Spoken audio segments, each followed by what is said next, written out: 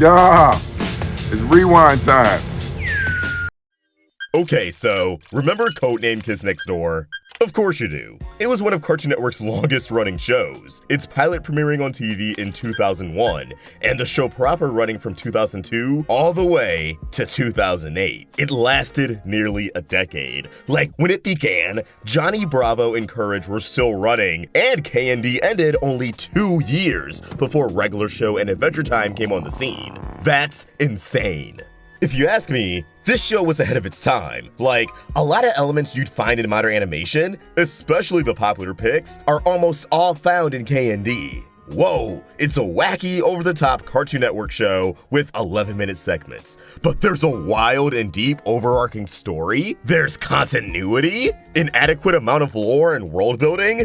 It's all here. Kids Next Door was a blueprint for the deep, dark story cartoons of today. This show was one of a kind, and in my mind, this was the face of Cartoon Network. It perfectly encapsulated the energy of the channel's brand at the time, while providing a pretty important message for childhood. A show that focuses on the flaws of adults and the disconnect between children and teenagers on an exaggerated scale. A show that made childhood feel like this super cool, exclusive club that we'll miss when we're older, even though we'll barely be able to remember it. I mean, I definitely can't remember my early childhood, but that just might be the trauma. However, like all good things, Kids Next Door and childhood had to come to an end, and the team behind the show understood this, firing off on all cylinders with its 6th season, including a game-changing TV movie, an engrossing final arc, and a satisfying but kinda strange hour-long conclusion, Operation Interviews. The catch, though, was that this finale was extremely open-ended, without necessarily leaving us on a cliffhanger. That's because behind the scenes, Kids Next Door creator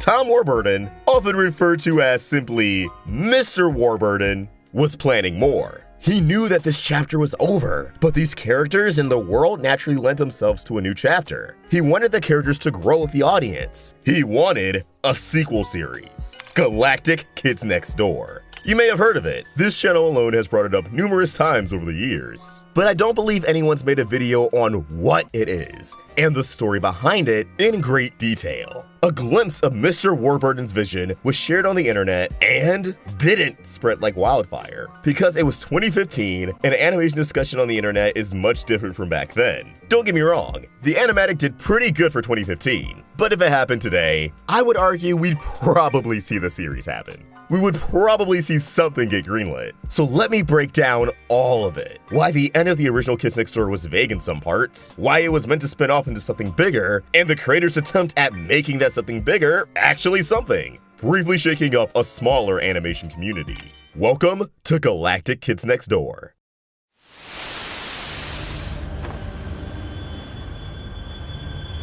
Galactic Kids Next Door rules!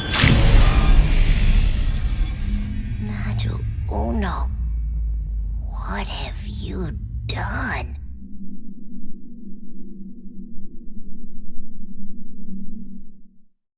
The final season of Codename Kids Next Door focused on the mystery of the Splinter Cell, a rumored faction within the Kids Next Door that are basically extremists, desiring to wipe out every single adult on the planet Earth. A departure from the K&D's mission to reprimand evil adults. The Splinter Cell was consistently teased throughout Season 6 with these ominous voice-altered silhouettes that end up being Numbuh Infinity and Numbuh 74.239, the latter of which has always been present throughout a bulk of the series, so that was mind-blowing. And the former was a character who only really showed up in Operation Treaty because his entire existence is bait for a sequel that doesn't exist.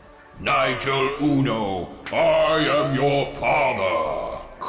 In the penultimate episode, Operation Treaty, during the midst of an intense battle between the K&D and the deceitful teenagers, Chad, aka Numbuh 274, is revealed to be a secret agent who never stopped working for the K&D. Every single appearance after his faux betrayal was actually 274 helping out behind the scenes. mutations. If that wasn't jaw-dropping enough, he also claims that there is no Splinter Cell. It was simply a front, covering up the existence of another group that transcends the Kids Next Door, something that even Numbuh 362 didn't know about. But before Nigel Uno can learn the name of this group, Chad is interrupted by Numbuh Infinity, who proceeds to defy fucking gravity with what I can only assume to be snot pads, as after informing 274 that Numbuh 1 cannot know what he's been chosen for, and their position has been compromised, the two of them fucking stick their fingers up their nose. You know, the booger thing. But this time, the boogers extend out of their nostrils, covering their entire bodies, and their physical forms dissipate before our very eyes. And then Numbuh 1's narration reveals that they were never seen again? What the hell? Yeah, you don't get much closure on these characters because, again, setting up a sequel that didn't get greenlit, but you do find out what Numbuh 1 was chosen for in the series finale, which aired on January 21st, 2008. Operation Interviews is wild, watching Sector V way past the stage of all grown up, in live action no less. The interviewer, who's really father in disguise, somehow has managed to temporarily recommission Sector V in order to recount the events of Numbuh 1's disappearance during another delightful children birthday cake escapade. You know how that was a thing every season? And how they almost always fumbled the bag by the cake being destroyed or ruined? Yeah, of course that's gonna be the series finale. And they rope in as many characters as possible. Except Maurice, what the hell? Well, to be fair, Operation Treaty was the finale for the teenagers, so it makes sense they don't get much spotlight here. But the twist on the delightful children's birthday this time is that the cake is a lie. Well, it's just a cupcake, and the big gigantic cake is really a spaceship designed to look like a cake, but yeah, you can't eat this, dog. Numbuh 74.239 reveals that Numbuh 1, out of every single operative on Earth, has been chosen to join the Galactic Kids Next Door. The GKND continues the battle of adult tyranny on a universal scale. It sounds like a pretty big deal. However, should Numbuh 1 accept, he can never return home. I don't think he really had a choice though, because even his parents are there, recommissioned, in order to say their goodbyes. We already knew Numbuh 1's dad was Numbuh 0. We all saw that incredible movie. But they sneak in one more reveal, that Numbuh 1's mom was actually Numbuh 999, the first female operative in the 7th age of the Kids Next Door. Eventually, Sector V storms in, being able to track down Numbuh 1, and the team has a heartfelt goodbye that I'm still crying over at 3 a.m. Numbuh 1 blasts off into the sky, and aside from wrapping up the interview framing device, that's pretty much the end of Codename Kids Next Door. Though the final live-action scene reveals that Numbuh 1 has presumably returned from the GKND, as Numbuh 5 heads to the moon base for a reunion. Okay, you guys are like 50. Go get brunch or something! But little do we know, this wasn't meant to be the complete end of the Kids Next Door franchise, and the missing records of Numbuh 1's time in the GKND was a calculated decision. 7 years later, in March of 2015, something completely out of the blue happened. A mysterious Facebook profile named Numbuh Vine began spreading around a website that may sound a bit familiar to K&D fans, RainbowMonkeys.com. An actual website for the running parody of Care Bears and other stuffed animal products? Okay, sure, why not see where this goes? To this day, the URL will take you to the illustration of a big red button that reads, "Push here for fun." Performing this action will lead to a seemingly innocent sign-up page for the Rainbow Monkeys Friendly Friend Club, accompanied with motion tweens of the mascots and text read across the two ears of a giant rainbow monkey head that urges you to join now. As you probably expect, there's more than meets the eye, as clicking on the glowing pink nose will cause the rainbow monkey facade to dissolve into the main event, the blue rainbow monkey head transitioning into one large oval in front of two smaller circles, each shape filling with the photorealistic visage of what we can only assume to be aliens, in particular GKND operatives. Here we are, the Galactic Kids Next Door database, and putting the numbers and names of various characters throughout the series will inform you of their current status. And it's such a simple yet effective way to give us new lore and get old fans excited to jump back into this world. For example, Numbuh 1 says trial pending. The rest of Sector V results in planetary decommission pending. Numbuh 9, aka Maurice, is highly dangerous. Apparently, Numbuh 74.29 and Numbuh Infinity have completed their Earth missions. And inputting Father would just give you danger, danger, danger. But by far, the most intriguing part at the time was the password Galactic, which would take you to a countdown, designed to conclude on April 1st, 2015, a few weeks away at the time. What the hell is this? Is this official? I'm going to assume it's official. Heads up, it technically wasn't official. I was still in high school as this was going down, and no exaggeration, for a few weeks there, I think RainbowMonkeys.com took over my life. Animation-wise, I was at a weird point where I was kind of falling off of cartoons. Adventure Time and regular show began to lose me for a brief period, and I was getting way more into streaming services, binging shows I've put off watching for years. Like, of course, The Office and That 70s Show. The only thing animated I really kept up with was Gravity Falls and Naruto, one of which felt like it was constantly on hiatus after its biggest reveal ever, and the other was stuck cranking out filler after filler for most of the year. But between Rebel Taxi videos and Cartoon Network slowly pulling me back in as I began to really get into Steven Universe, I was still keeping tabs. So when I caught wind of this website, I was absolutely engrossed. I was out here getting all my friends excited, getting my cousins excited, and of course, getting myself overly excited and setting expectations way too high. But considering this was one of the highest points of animation discussion, where people constantly pleaded for the networks to bring back the older hits, I was enamored with the idea of one of my favorites actually coming back, especially as I mentioned in the beginning, Candy was one of the first serialized cartoons on a channel like Cartoon Network. So I really wanted to see what they could do at a time where serialization really began to pick up at Cartoon Network and Disney Channel. But then, a few days later, things got crazier, as a fully voiced animatic of a teenage Numbuh presumably committing genocide was on my computer monitor. Yes, you heard me right. A battle-damaged Chad is pleading for the Earth's future. Numbuh 74.239 is revealed to be an alien. I know someone out there had to theorize that way back in 2008. Numbuh is interacting with various unseen GK&D operatives. And the ringleader of it all sounds very much like an alien equivalent of the Delightful Children. The decision does not come lightly. The decision is Don't do it, Nigel! This isn't what the Kids Next Door is about! suppressed. Let's fucking go. I was losing my mind. This was it. The voice cast is back. This has to solidify it. Oh my god, so this is legit, right? GK&D is becoming a cartoon, yeah? As it turns out, this animatic was leaked after being found within the website's code by sleuthing fans. But even as it became obvious the creator was aware of what was going down, the countdown persisted. Numbuh kept up appearances. A cryptic video featuring Numbuh voice calling out for a response even popped up. Come in, Numbuh! Are you there? You hear me? The countdown ended. On April 1st, 2015, at midnight Eastern Standard Time, another animatic popped up, featuring Numbuhs 3 and 4 conversing with Numbuh, who was revealed to be the true identity of another prominent character in the original series. Lizzie Devine, Numbuh ex-girlfriend. That honestly blew my mind, but it's a reveal that, even if it's a retcon, makes so much sense to me. Now my human disguise is acting up! Who was running the tech department while I was on Earth? Numbuh moron! Holy She looked better as a plant. I heard that! Operation Treaty established that Numbuh audition for the K&D was very impressive, so of course they would set another operative to keep an eye on him and give him some sort of test, though I'm not too sure where the budding romance fell into all of that. This animatic pinned the first animatic leaking on Kooky and Wallaby, as if they misunderstood Numbuh's request to release it once the countdown ended. After regaining composure, Lizzie urges for Sector V to evacuate the planet, getting every single living being as far away from Earth as possible, before being assaulted by an unknown force and losing connection. And after replaying the first animatic, we get a voiceover from Numbuh 4, hitting us with the cold reality that there would be no plans for a Galactic Kids Next Door series. But there should be. Thanks for helping us try! I was crushed, defeated, put down, left for dead. I couldn't sleep that night, or the night after that. I've made huge mistakes, and I don't know who I can trust anymore. I spent most of March binging all of K&D thinking I could go back to this world. Do you know how much homework I neglected? I couldn't understand. I just wanted to know what happened. Well, little did I know, I unknowingly participated in an experiment, the GK&D experiment. And in order to really understand the big picture, we're going to have to go back in time to 2014.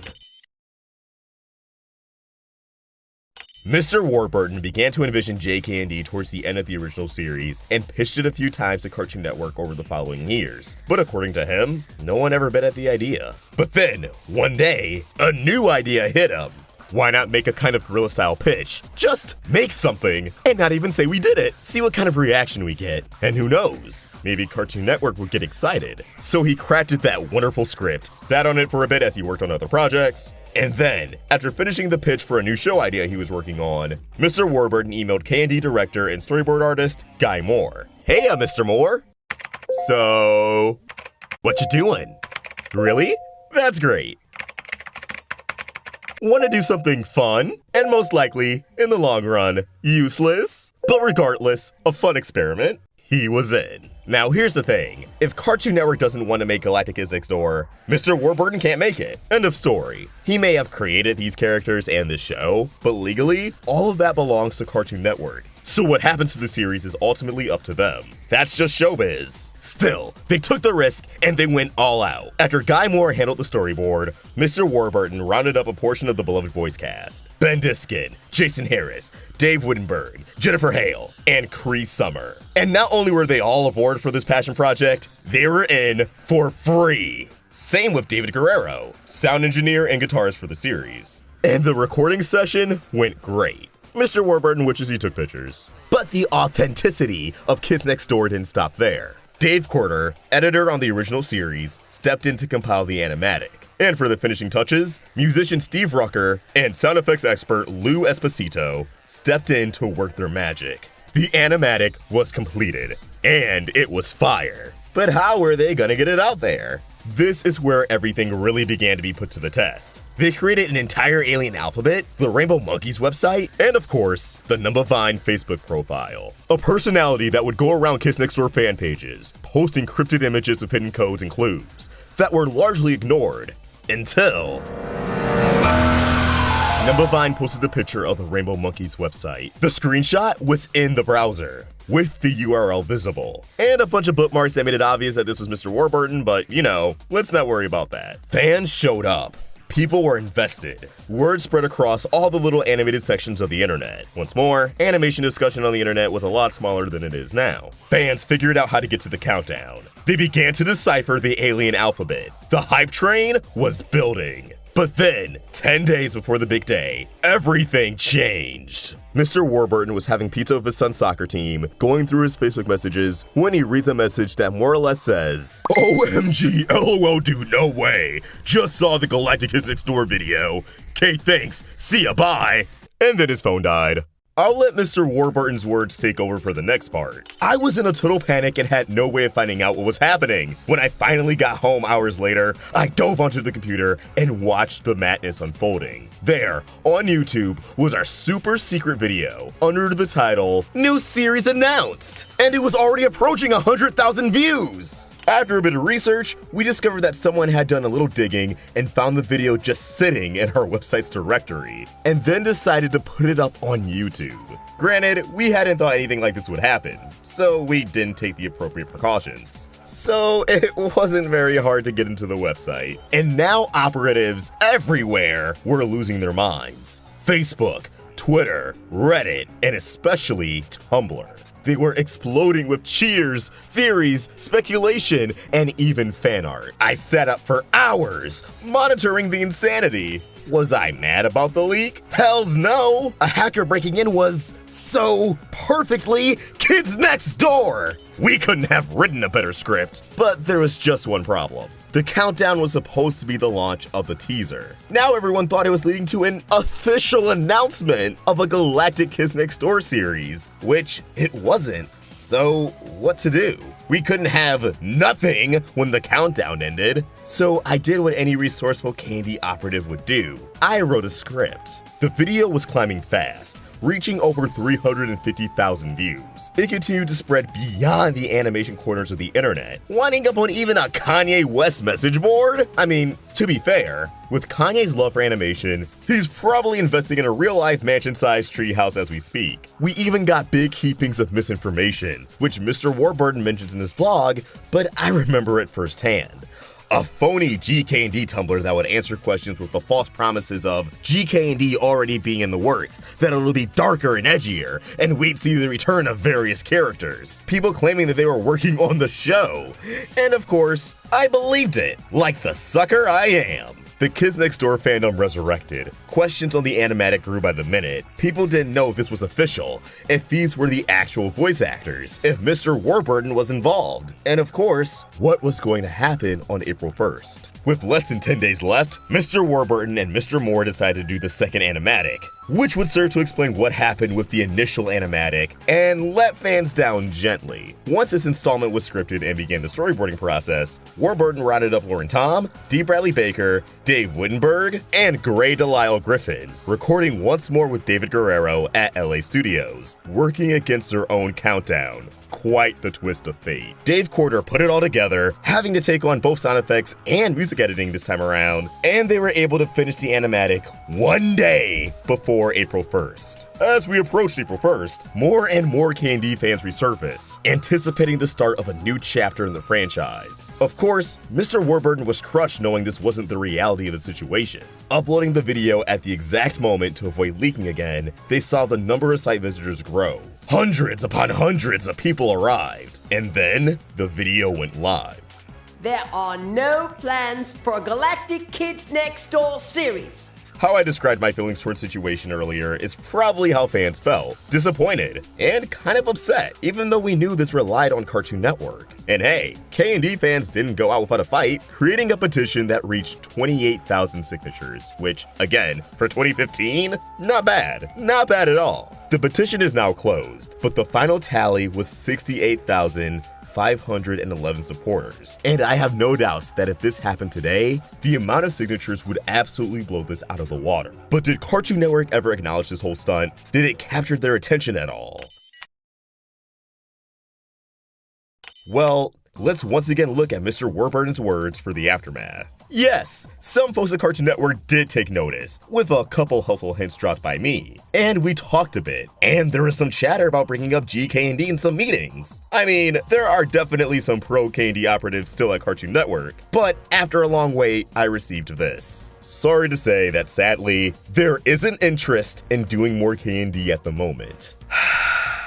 I knew it was a long shot, but I still can't help but to be disappointed. But I still think it'll happen one day. Missions alter, tastes change, regimes switch. So GK&D can wait. Good things always do. Anyway, thanks for taking this ride with me and all the operatives who made it happen. If anything, it proved that there are a ton of K&D operatives ready to mobilize at a moment's notice. And one day, we'll take over the world.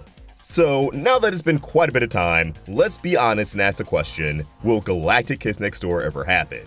Well, let's evaluate why it was such a long shot to get it greenlit in the first place. The television landscape has shifted greatly over the years. As we know, streaming has begun to overthrow cable as the champion of entertainment. But back in 2015, this wasn't the case. Streaming only just found its footing, attracting more consumers by the month. Cable ratings were still strong though, as this was still a time where 1 million viewers per episode was considered satisfactory on Cartoon Network. This is important to address because the target demographic simply had no desire for K&D. In Cartoon Network's eyes, this was an old show that had a conclusion, that didn't get reruns, and their target demographic doesn't really think about it all too much, if they knew what it was at all. Why would they want to reboot that in 2015? But now we're in 2020. Here we are in the future, and a lot of what Mr. Warburton said has come to fruition 5 years later. The AT&T merger has changed everything at Warner Media, including Cartoon Network. And again, streaming is inherently internet. And unlike on cable, nostalgia has always reigned supreme. The mission has altered, the tastes have changed, and the regimes have definitely switched. And I think everything has shifted in a direction that could benefit Galactic Kids Next Door. We've already seen Cartoon Network's competitors dish out their own nostalgia-blasted specials on streaming, often met with great reception from fans, and Warner Media has signaled that they want a slice of that pie, stating that they're looking at their library of beloved animated characters with talent that knows how to revitalize them. While I think a Galactic Kids Next Door series wouldn't fit on traditional television today, I do think either a movie or a limited series on HBO Max, like Adventure Time Distant Lands, would be perfect. And it was just revealed the original series will be joining the service in January 2021, so maybe viewership will justify giving Mr. Warburton a ring. Though it is worth mentioning that in all of this, he's been serving as executive producer on Muppet Babies, a show that allows him to actually work with most of Sector V's voice talents on a regular basis. However, I'm hopeful when that wraps up, he'd be eager to take another stab at GK&D. or create a new show entirely because, man, rewatching episodes for this video affirmed to me that this man should just be constantly given an animated project to helm. Do I think GK&D could still happen? Absolutely. Just not as a multi-season epic. A special or mini-series of specials would be a nice middle ground for both sides, and I imagine would receive acclaim and attention from fans around the world, and more importantly to Warner Media, viewership on HBO Max, and money that's continually thrown at them through subscription cost. Do I think it will happen? That's a bit more tricky to make some bold prediction on. There are a lot of variables in the equation, and it's proven that fan interest can only go so far. But I know this, a GK&D anything on HBO Max would rule. I know people would show up. I know Mr. Warburton and his team would deliver. There's no doubt in my mind. I hope that one day, we all get to be recommissioned and attend our battle stations. For anyone who grew up watching animation in the 2000s, what was the cartoon that you would consider the cartoon? The one that left a strong impression on you? SpongeBob? Kim Possible? Ed, Edd and Eddy? Phineas and Ferb? Alright, there's probably too many to count. But if I had to pick one, just one animated series that defined not only my sense of humor, but my taste for the supernatural, the absurd, the dark, and the gritty, it's without a doubt The Grim Adventures of Billy and Mandy. Created by Maxwell Adams, this Cartoon Network series initially premiered as Grim and Evil on August 24th, 2001. Each episode comprised of 2 different segments that represented 2 different series, The Grim Adventures and Evil Con Carne. Before these 2 shows would split into their own respective series on June 13th, 2003 and July 11th, 2003. While Evil Con Carne had a short lifespan and never really caught on, Billy and Mandy found an audience in no time, captivating viewers of all ages, who embraced the chaotic spectacle warping our feeble minds. Running for nearly 6 years with 78 half-hour episodes, 2 TV movies, an action-packed brawler video game, and even a handful of shorts. How could the sheer insanity of the show not pull you in?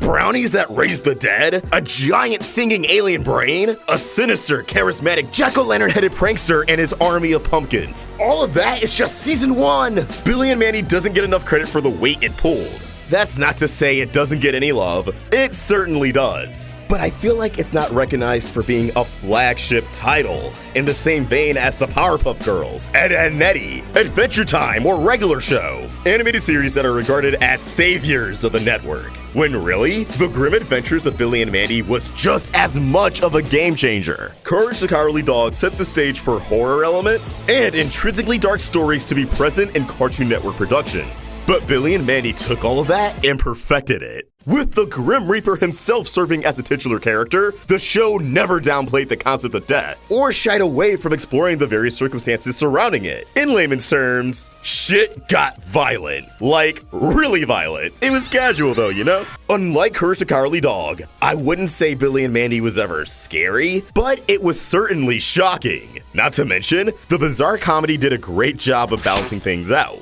The series utilizing the supernatural to lean way more into the gut-busting humor than the unsettling atmosphere of the early seasons. Yet shaking up that formula didn't hinder the show's quality. It's quality television from start to finish. And just like another childhood cartoon I've been revisiting, Codename Kid Next Door, it was one of the first Cartoon Network originals to maintain a feeling of continuity and world building. Except for one particular plot point that we will discuss in this video. While the show did hit the reset button quite a bit on an episode-to-episode basis, it's quite far from a story-driven cartoon. It still managed to constantly reward the viewer through twists and turns that further one's investment. Let's not lie to ourselves. We were tuning in for the jokes and mayhem, but the biggest events of the series, like Big Boogie Adventure, Wrath of the Spider Queen, or Keeper of the Reaper worked best because of everything that's come before. So it strikes me as odd that a series like Billy and Mandy didn't receive a concrete conclusion. It kinda went out with a whimper. Sure, there's the Underfist Halloween special that technically qualifies as a finale, yet I don't think many people recognize that as the end. It doesn't even focus on Billy, Mandy, or Grim. It kinda focuses on literally everyone else but them. We don't have any idea on how the story of the Grim Reaper losing a game of Limbo and being bound to 2 misbehaved brats shakes out. And it wouldn't be an issue if the series didn't evolve quite a number of characters or raise the stakes stakes for every major occasion. It's not something you really think about since this was a time where cartoons just sort of stopped. Only a handful of cartoons from this era of animation got to cross the finish line. It wasn't until the 2010s where Cartoon Network shows consistently got an ending. Not to mention, Billy and Mandy never really dangled the idea of an end goal in front of our faces. But hell, if Foster's Home for Imaginary Friends has a definitive ending, why not Billy and Mandy? Some Cartoon Network shows get more than one ending. Adventure Time has one, with a second on the way this year. Samurai Jack has two thanks to the new video game. Ed, Edd and Eddy has an intended half-hour finale in season 4 and a movie finale. Steven Universe has 3! Luckily, it's not too late to remedy this. In an age where just about any recognizable cartoon can get a new installment in their franchise, with Warner Media planning to adopt such notions, I don't think it's completely out of the question for Billy and Mandy to return to the small screen one last time. But I also don't think they'd go for it without fan interest or Maxwell Adams. So today, we're going to check off at least one of those boxes. I've given this a lot of thought, and my job today is to convince you, the lovely viewer at home who's trying their best and deserves all the happiness in the world, that Billy and Mandy deserve to embark on one last grim adventure, addressing the circumstances that brought the series to an end in the first place, the failed spin-off, and how one inconsistent plot thread could serve as the crux of a final story. It's time to talk about why Billy and Mandy deserves an ending. We're back with a vengeance. There's so much ingrained into the DNA of the Grim Adventures that if you remove one element, the whole show falls apart. If you remove the black comedy, it's not Billy and Mandy. If you remove the random humor, it's not Billy and Mandy. If you remove the supernatural forces, the violence, the pessimistic nature of the show, or cynical worldview of the characters, it's not Billy and Mandy. But there's one aspect of the show that I would consider its secret weapon. Something that's not present in every single episode, but has been a part of the show since the very beginning. Character development with an interesting spin. Billy and Mandy themselves are pretty static throughout all 7 seasons, which isn't a bad thing. Billy being a brain-dead idiot, and Mandy being a ruthless, controlling mastermind who works in her own self-interest is a strong part of that aforementioned show DNA. If it ain't broke, don't fix it. It's everyone else around Billy and Mandy who are constantly evolving in their major appearances. There are so many memorable characters in Billy and Mandy, probably more than most animated series, and the arcs they have are a strong reason why. Again, this show wasn't a stranger to hitting the reset button from episode to episode, which arguably made the growth of the supporting cast stronger. Intentional or not, it conveyed what was important for the audience to remember and what we were just supposed to take at face value, turning off our brains for 11 minutes at a time. Billy's mom Gladys is introduced as a loving housewife who's just a little off her rocker, before being driven insane by the Grim Reaper's presence in her home, convinced that Grim has his sights set on Billy, unaware that Grim is bound to Billy and Mandy for all of eternity. Billy's dad, Harold, then sends Gladys off to her sister's house, and she disappears for a bit before returning a few episodes later. When she does return, she presents a calm demeanor while intending to exact revenge on Grim before reaching an impasse that leads to an uneasy dynamic for the rest of the series. Erwin starts out as Billy's nerdy best friend, who aspires to be cool and earn Mandy's affection. And while that never really changes, the show still goes to great lengths to flesh out his character and family. We learn that his mother is a mummy, and his grandfather is Dracula, making his dad half vampire, and making Erwin himself half mummy, quarter vampire. We eventually find out that Erwin was born evil, but his father raised him to be a loving, kind individual, which explains why Erwin is prone to power trips and moments of insanity all throughout the show. Nurgle begins as the main antagonist of the series, but a few episodes later, he falls for Billy's Aunt Sis, marrying her and becoming Billy's in-law relative. And then a few episodes after that, we're introduced to their son, Nurgle Jr., Billy's cousin. Nurgle Jr. ends up enrolling at Billy and Mandy's school. What about Hostelgado and Eris? They have nothing to do with each other for a long time, but end up falling in love, dating for a while, before breaking up in Chaos Theory, due to the relationship bringing too much order to the world, causing adverse effects to reality in the process. What about Nigel Planter and the cast of characters relegated to his episodes? Nigel ages in every appearance he makes in the show, and while yes, it's a clear parody of the Harry Potter franchise, these episodes still kind of become their own thing, like Dean Toadflat and Squid Hat getting married, and we can't forget about Boogie, who I feel was sort of the replacement for Nurgle as a main antagonist. He's Grimm's old middle school bully, who still has it out for Grimm. He gets to play the role as lead villain in the TV movie named after him, Big Boogie Adventure. He ended up being the true villain in Wrath of the Spider Queen through flashbacks. There's no denying that Boogie left a mark on the series. With so many characters obtaining a substantial level of growth, you get why I'm torn up over the lack of a proper conclusion. It just seems like a logical move for the series, paying off all of these journeys in a story that functions as the cherry on top for Billy, Mandy, and Grimm's own adventure. And with all this talk of continuity, there's one inconsistent variable that's never stayed the same for long in the series. A variable that would be a great hook for a finale. The origins of the Grim Reaper has never really been clear in Billy and Mandy. There is several conflicting accounts on how Grim became the Reaper. It's up to debate if it's even hereditary or not. There are plenty of examples that support both arguments. For the Grim Reaper being a hereditary role, in Billy and the Bully, Grimm's mother appears as a silhouette in the same foreboding robes as Grimm. In Little Pork Chop, Grimm shows Mandy a picture of his old pet skeleton fish, which also depicts Grimm as a preteen in his traditional foreboding black robes. And in A Grimm Prophecy, Grimm is shown as having been forced into the role of Grim Reaper by both of his parents. But as for evidence that is not hereditary, in Dad Day Afternoon, Grimm is shown as becoming the Grim Reaper after coming across the scythe randomly, unbeknownst to his father, whom Grimm led to believe that he had become a country western rocker. Grimm also says that it's been 1.4 million years since he became the Grim Reaper in this episode. In King Tootin' Pootin', Grimm muses over his time as an intern for Osiris, god of the Egyptian afterlife, before he became the Grim Reaper. In the episodes Bully Boogie and The Secret Dakota Ring, Grimm is seen in ordinary clothes as a child and not in his black robes. This is elaborated on further in Wrath of the Spider Queen.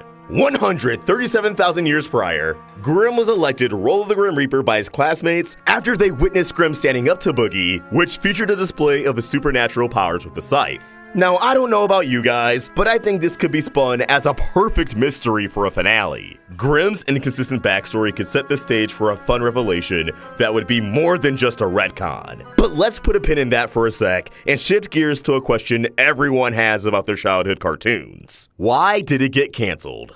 So why did Billy and Mandy reach a premature end? 6 seasons is nothing to sneeze at, but a show successful enough to have a recurring character become a whole-ass mascot for the channel shouldn't have just stopped, right? Well, that's what happened. And the reasoning behind it is rather dumb. No, it wasn't for being too edgy or violent or anything that deemed the show inappropriate. No, it wasn't because they had Yogi Bear off the shits. It got canceled as a casualty of business. Much like any operation, Cartoon Network has had a roster of leadership throughout the years, from Jim Samples to Christina Miller. Thing is though, when a new president takes over, they have the expectation to build their own legacy. Ensure that their time and power stands out from those before and after them. And this typically means killing everything we know and love. Our childhood cartoons slaughtered behind closed doors. Ideally to make room for new beloved properties. To mixed results. This reasoning served as the catalyst for the cancellation of Billy and Mandy, the rejection of Galactic Kids Next Door, and likely why Foster's Home for Imaginary Friends had a finale that was just okay. I would assume they didn't have enough time to plan a massive send-off. But we're not talking about Foster's today. The talents behind these properties had to pack their bags and hit the road.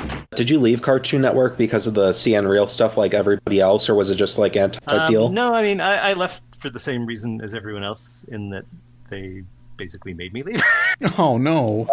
Geez. Along with everybody else, that was the whole deal was, I forget who bought who at that point, but we were getting a new sort of big boss, and my bosses were like, "Yeah, we love our new boss, and you're gonna love our new boss." Like, things did look great at that point. I had Underfist in line to go to series, so I was pretty excited. And then they just came in and they were like, "Hey, yeah, we don't like any of what we see here."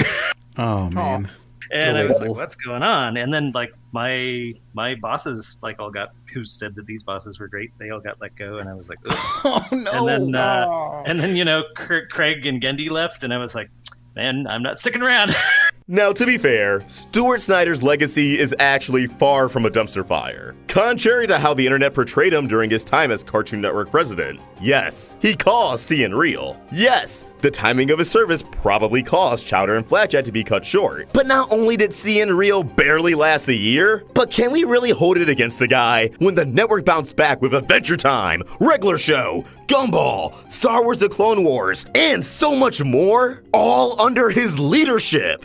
Regardless, the loss of Billy and Mandy was out of everyone's hands. High viewership and dedicated fans meant nothing. But I have the suspicion that if the show did continue, we would have seen it pivot a bit and shake up the status quo even further, as a certain spin-off was in the works that involved a handful of fan-favorite characters, but ultimately died during the 2007 to 2008 transitional period. Thankfully, its pilot still saw the light of day as a Halloween special, one that is labeled as the series finale of the grim adventures of Billy and Mandy, but not one I accept as a conclusion. It's time to talk about Underfist.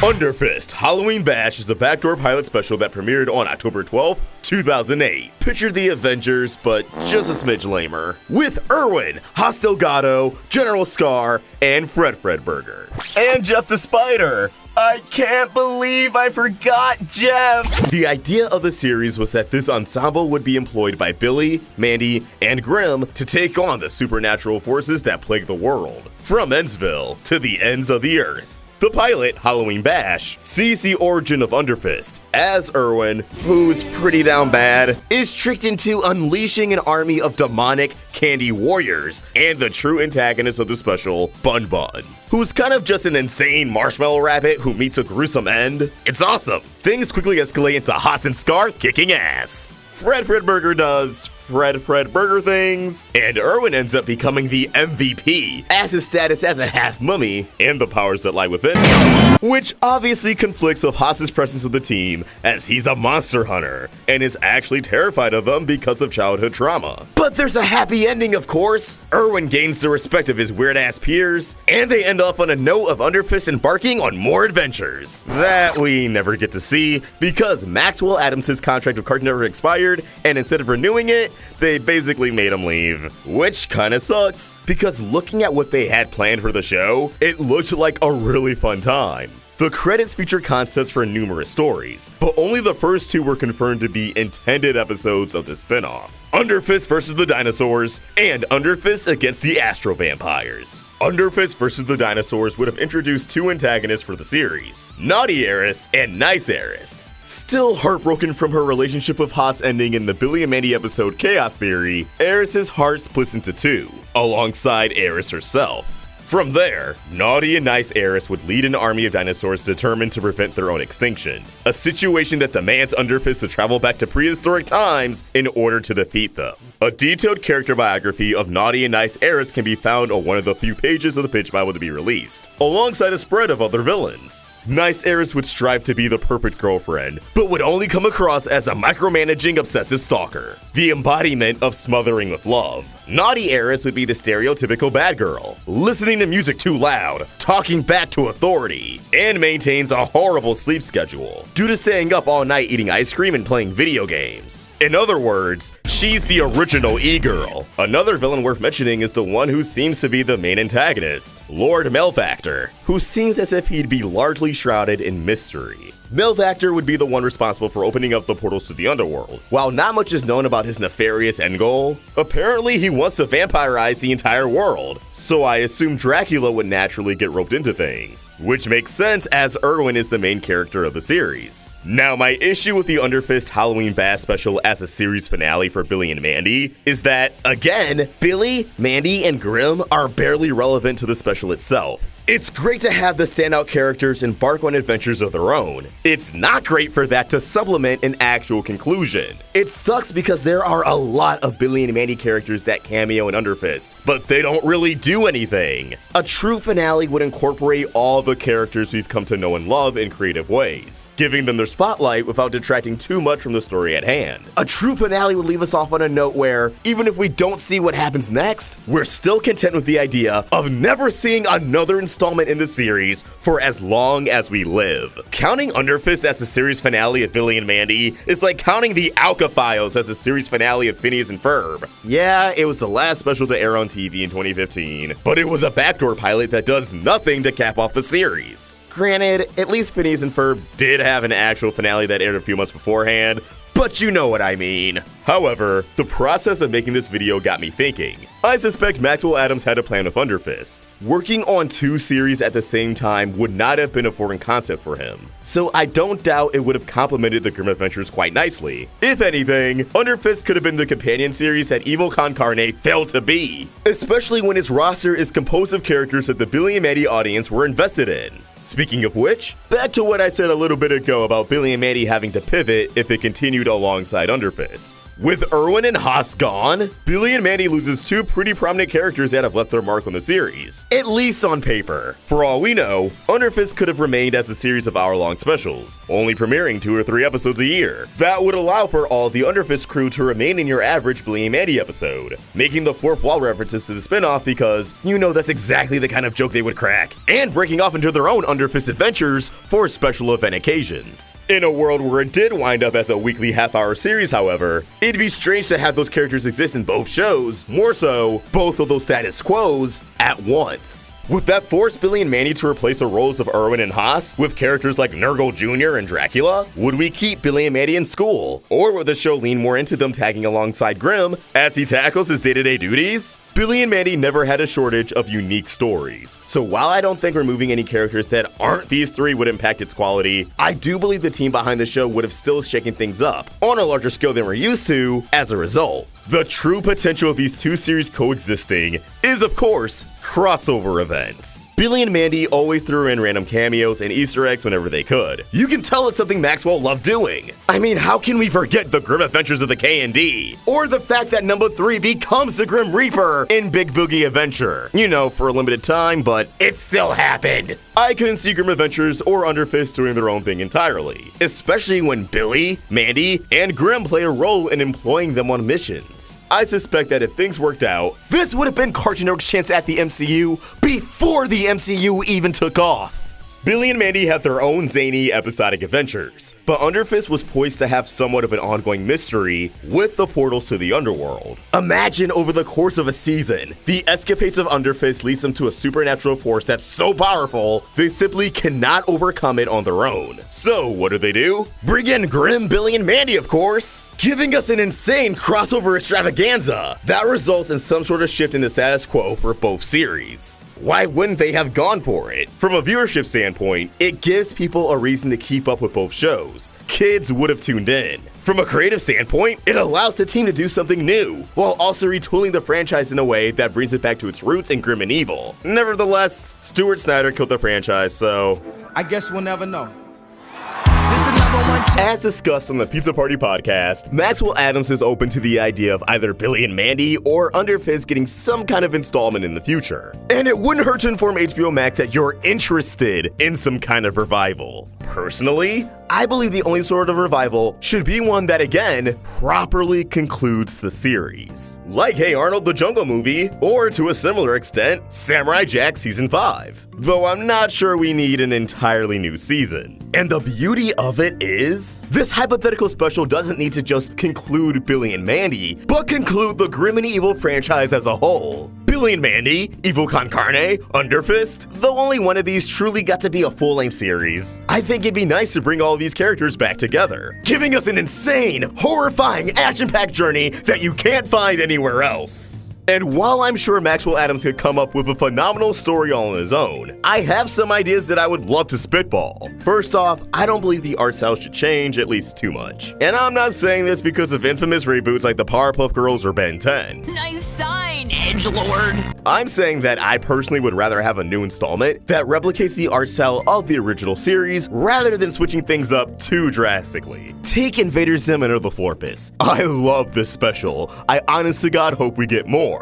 But the entire time watching it in the back of my head, I did long for the original art style. The characters are a bit more round and smooth, instead of sharp and jagged. I would have loved to see the show's original art style, but simply produced in HD. Second, while I don't think it's a necessity, I actually would kind of be down for the characters to age up a bit, just because it's been so long, and the nostalgic audience at home will feel like the characters grew up with us. They don't need to be full-blown adults. Aging them up to like high school territory would be fine, kinda like what Hey Arnold did, but I'm also just someone who finds time skips to be appealing, and in Billy and Mandy's case, not only do I think it'd be kind of funny for these characters to behave the exact same way, just taller, but it can be factored into the story as well. Take all the inconsistencies with Grimm's backstory, and again, make that the central mystery. Something happens where, yet again, we're introduced to a new variation of Grimm's childhood, which prompts Mandy to call out that Grimm and his associates have been feeding 100 different stories of the past since the day they met Grimm. And I feel like this could lead to some really good personal stakes. Why doesn't Grimm remember what really happened? Why do different people remember different versions of the story? And of course you can bring in Underfist, who again, could come in, they've stumbled upon this big supernatural force, and they need the Grim Reaper to take care of things. This could even go hand in hand with the big mystery. And you can rope in so many characters from both Billy and Mandy and Evil Con Carne. Bring back Bozkov, bring back Major Dr. Ghastly, bring back the Chocolate Sailors, bring back Fred Flintstone and Yogi Bear. The sky is the limit. All of the characters who have experienced significant growth throughout the series can return. They can give us the biggest badass finale Cartoon Network has ever seen. The ending Billy and Mandy was robbed of. The ending we were robbed of. The ending you were robbed of. So if you want it, make some noise. Let Cartoon Network and HBO Max know. The power is in our hands. Welcome back to the Roundtable. I'm Oshrik Vox, and childhood cartoon mysteries. We live in an era where many cartoons have overarching stories and deepest lore. So whether if it's in a show or spin-off media, we often get elaborate, satisfying answers to even the smallest questions. That's not to say everything is answered, but the elephant in the room usually has their mask torn off to reveal they've been a zebra all along. This is a far cry from the cartoons I had growing up in the early 2000s, a time where episodic storytelling still dominated, but the big crazy answers would either get addressed in a TV movie or never at all. We eventually saw Eddy's brother. We found out who the first member of the Kids Next Door was, who father really was. But we still never found out what the fourth flavor Numbuh 5 sought after was. What happened to Phineas and Ferb once they finally went back to school? What did Miss Bellum from Powerpuff Girls look like? And don't give me that frame from the Powerpuff Girls rule. You know, if they actually wanted to show her face, they would have made it a big deal. But one prominent Cartoon Network childhood mystery definitely came from Foster's Home for Imaginary Friends. Who was Coco's creator? The special Good Will Hunting provided answers for the origins of a lot of the Foster's gang. Eduardo was thought up by a little girl who not only wanted to ward off her bullies, but had someone who could take care of her little brother and wanted to do things of her that were perceived as girly. Wilt was created by someone who would go on to become one of the greatest basketball players of all time, Jordan Michael. And while we're briefly talking about basketball, I just like to take a moment to address the real world and say, rest in peace, Kobe Bryant. Gone way too soon. It's still even crazy to say that statement, but continuing, I just wanted to pay respects. Coco was a big question mark, because we didn't meet her creator in that episode, we met her founders, Douglas and Adam, or if we're calling them like we see them, Dexter and Mandark. So the most information we were able to surmise out of that special was that Coco was found on a deserted island. Her creator, or family of the creators, still being an unknown origin and would continue to be after the show came to a close. However, true Foster's fans got their answers shortly after the show concluded in 2008. But for the rest of us, we're now just stumbling upon that answer due to the power of the internet, which provided even more clarity on the situation. A fellow content creator, ToonBrains, recently dug up an old Craig McCracken DeviantArt post, one that's still up to this day. I guess after Foster's concluded, Craig went online and posted a lot of concept art and some development sketches for the characters we know and love today, going a bit in depth on the creative process for each character. However, once you get to Coco, you get to the disturbing, tragic origin. Coco is a bit complicated to explain, but I'll try. As you might know from Good Will Hunting, Coco was found on a deserted island. Well, I based her look on the images her creator was exposed to on the island. Her head is the palm trees that dominated the landscape. Her body is the crashed wreckage of the plane, which brought her creator to the island. Her beak is a deflated rubber life raft, and her orange feet represented the sunburned feet that her creator stared at all day. Her name, Coco, comes from the coconuts that her creator ate every day. Her odd personality derives from the fact that her creator wasn't mentally all quite there from being on the island for so long. Phew!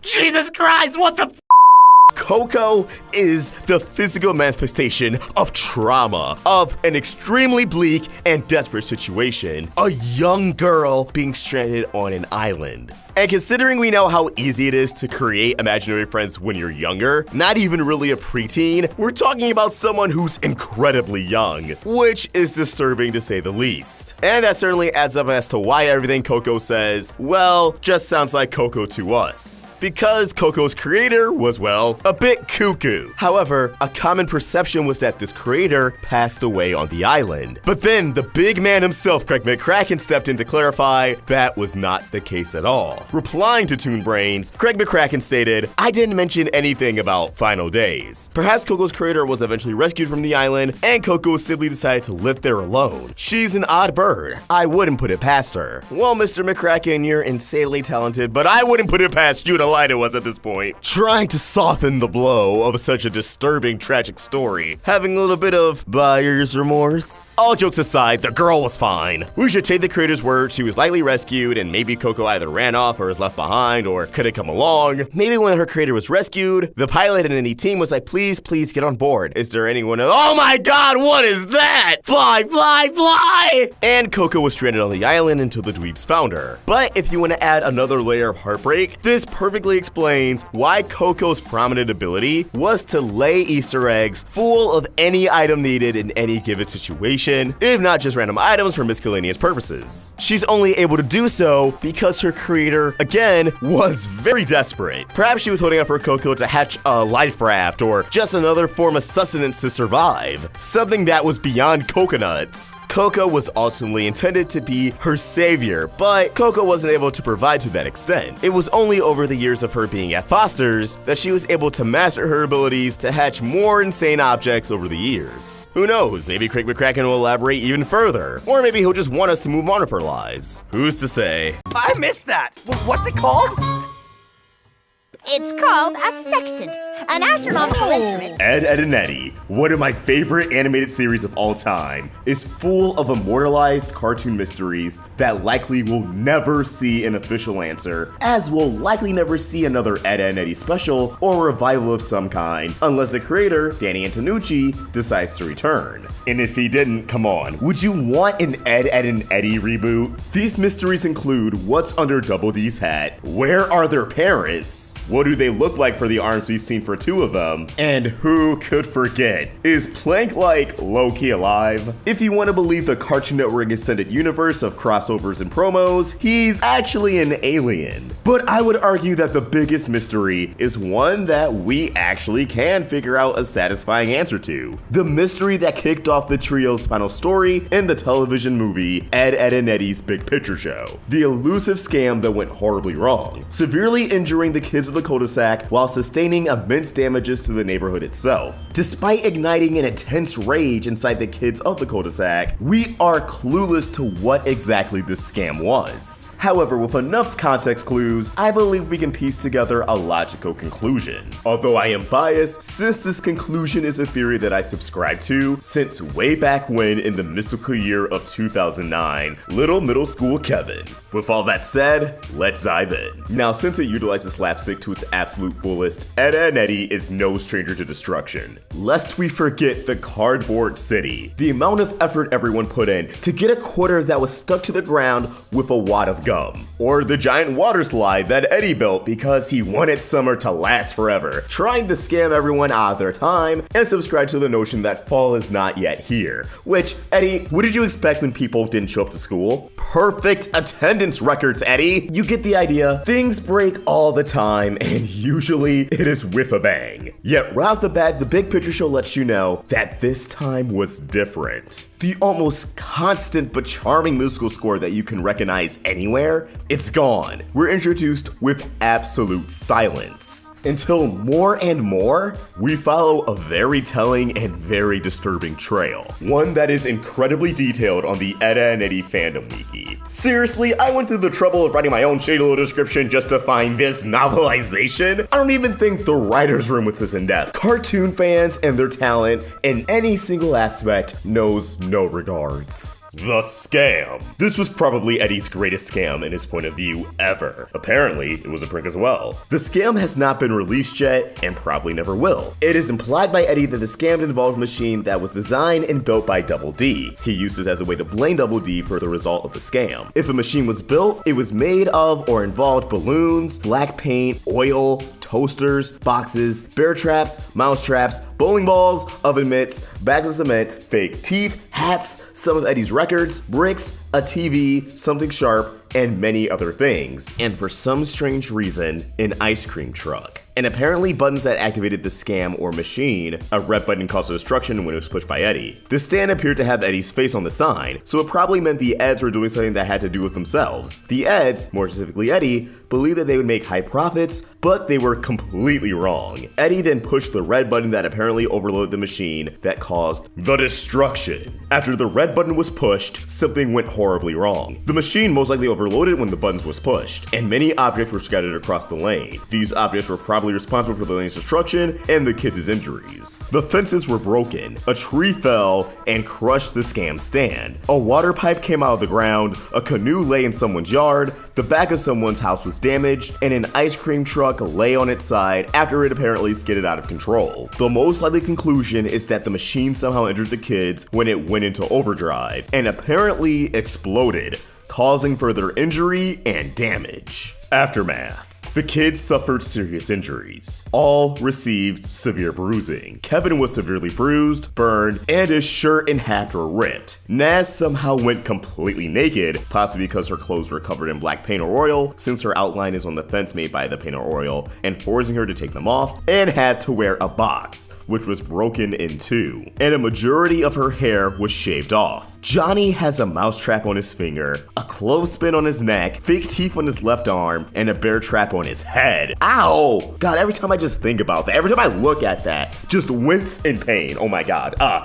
Plank's body was cracked and chopped up. Rolf suffered the most injuries because he had several parts of his body, including his stomach, bitten off, due to either another bear trap or worse. Ed, Double D, and Eddy, however, were completely unharmed, hinting they escaped when they saw that the scam was going very wrong. Sarah and Jimmy were also unharmed, but only because they weren't involved and didn't know about the scam. And if you recall, they're directing their own short film at the beginning of the TV movie. The Edds, however, were not out of the woods yet. Their problems were just beginning. Mwah! A+ summary. Ed, Edd, and Eddy screwed the pooch so hard that they created a catastrophic event that surpasses both the flooding of Peach Creek, a result of Ed's sea ranch from the episode Scrambled Ed, and the destruction of Rethink Avenue, a canker sister hissy fit that took place during the episode Run for Your Ed. Now, I bring the former flooding of Peach Creek up because as the third most damaging event out of the entire series, I think it serves as a strong indication for what type of scam could have transpired in the movie. Ed's Sea Ranch was an effort at simulating a water park. Obviously, it wasn't sustainable due to the not so sturdy resources utilized to construct the environment. The structure collapsed into the creek, creating a man-made dam and draining one side without water, stranding several fish. Lobsters found their way into Rolf's vegetable patch, Rolf addressing the problem to the Edds as water pressure does its thing, flooding the cul-de-sac of Peach Creek. Quite a horrific sight to behold. What sticks out to me about the flooding of Peach Creek is that trouble arose the moment Ed and Eddy tried to simulate an amusement park. Actually, come to think of it, anytime they try to emulate not just a service, but a full-fledged location, it always comes crumbling down.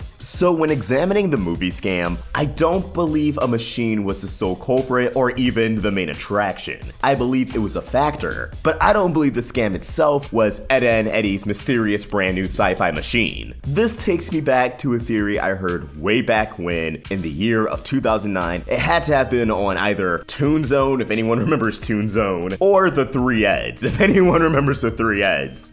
That's a deep cut right there. But essentially, the theory that I subscribe to from way back when is that the Eds were trying to emulate a magic show. In my youth, or younger than I am now, I think I just believed it because it sounded like it was something within the realm possibility of Ed and Eddy's schemes. It sounds like it would be true to these characters in particular. Eddy thinks of a magic show, he thinks of a crowd being ooh and odd and throwing their quarters at the wizard. Those are wizards, right? Double D would be excited at the chance of trying to figure out the science behind it. How do all these magic tricks work? I guess we can figure that out. And Ed, well, he's Ed. Of course he likes magic shows. Of course he would want to be a part of it. That sounds like it would be a dream come true for him. I can also see the kids of the cul-de-sac getting brutally mutilated because Ed and Eddy do not have the slightest clue of how magic actually works, but Eddy forces them to do it anyways. After all, it's just harmless fun, Double D. Terrible Eddy impression, I know. I feel like various bear traps, one of which is again biting at Johnny's head, would be a natural substitute for some of the mystical wonderment you would find at a magic show. However, what I would argue is the most telling is Naz, who's wearing a box that's in 2 pieces, just like something you would find in a magic show when a willing volunteer is cut in half. Although there is the argument to be made that since we can see Naz's outline within the splattered oil,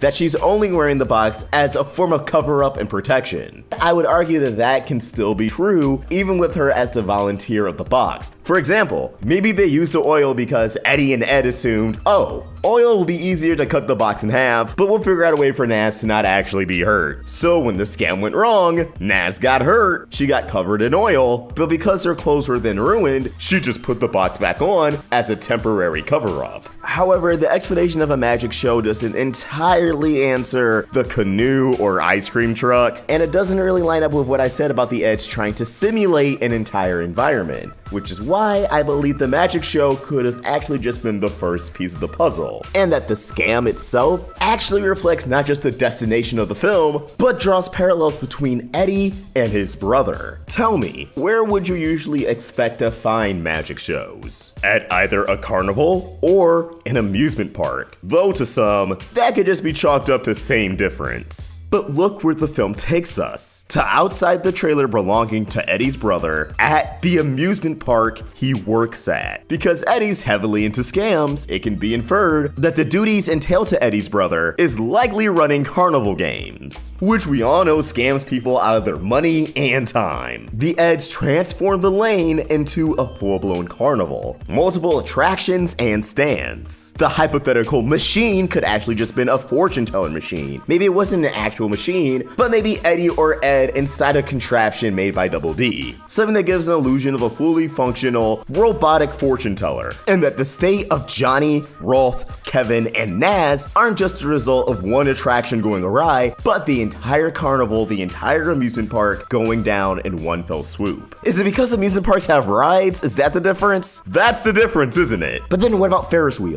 Okay, never mind. A magic show, a fortune-telling machine, the bowling ball that can be identified in the wreckage probably could have been used as the crystal ball that whichever Ed was the fortune teller used, and the ice cream truck, that's probably the most peculiar part. These are all children under the age of 16, so I doubt any of them were operating this ice cream truck. If anything, I believe the Ed studied the route of the ice cream truck and used it to lure the kids into their carnival. Think about it, it's going down the lane, the other kids of the cul-de-sac go to follow, and what do they find? Carnival games and a magic show set up by Ed, Edd, and Eddy, 25 cents per stand. How could they refuse that offer? They all like magic, and they can tell the Eds put some hard work into it. Maybe it's not a scam, maybe this time, nothing will go wrong, which I'm sure is a pitch Ed, Edd, and Eddy used on the kids of the cul-de-sac, considering how they not only panicked and evidently escaped before things went completely awry, and the poor ice cream man who just wanted to go about his business trying to jet out of there, had his tires slip on the oil, and destroy someone's backyard. Actually, it looks like the ice cream truck came from the other side of the street. Not saying they still couldn't have slipped on the oil and then maybe made a rough turn, but maybe that insinuates that whatever went wrong, wrong, it got some literal mileage out of it. And thematically, this would make sense, because again, looking at Big Bro's occupation, this would have been the scam that made Eddy as close to his brother as possible in the worst way possible. We all know Eddy's bro was a bad dude. We're actually cooking up a Retro Nemo hosted character study on that big lug. But as Eddy was pining for his brother's admiration throughout the entire series, of course he would act more and more like him. We know a lot of Eddy's behavior was just him trying to emulate his brother, trying to be as quote-unquote cool as his brother was. So what would make the Codename Kids absolutely turn against Eddy? The thing that pushes everyone over their limits? Why, of course, it would be Eddy, whether if he knows it or not, trying to emulate the life of a shithead, losing almost everything as a result. But luckily, the truth set Eddy free.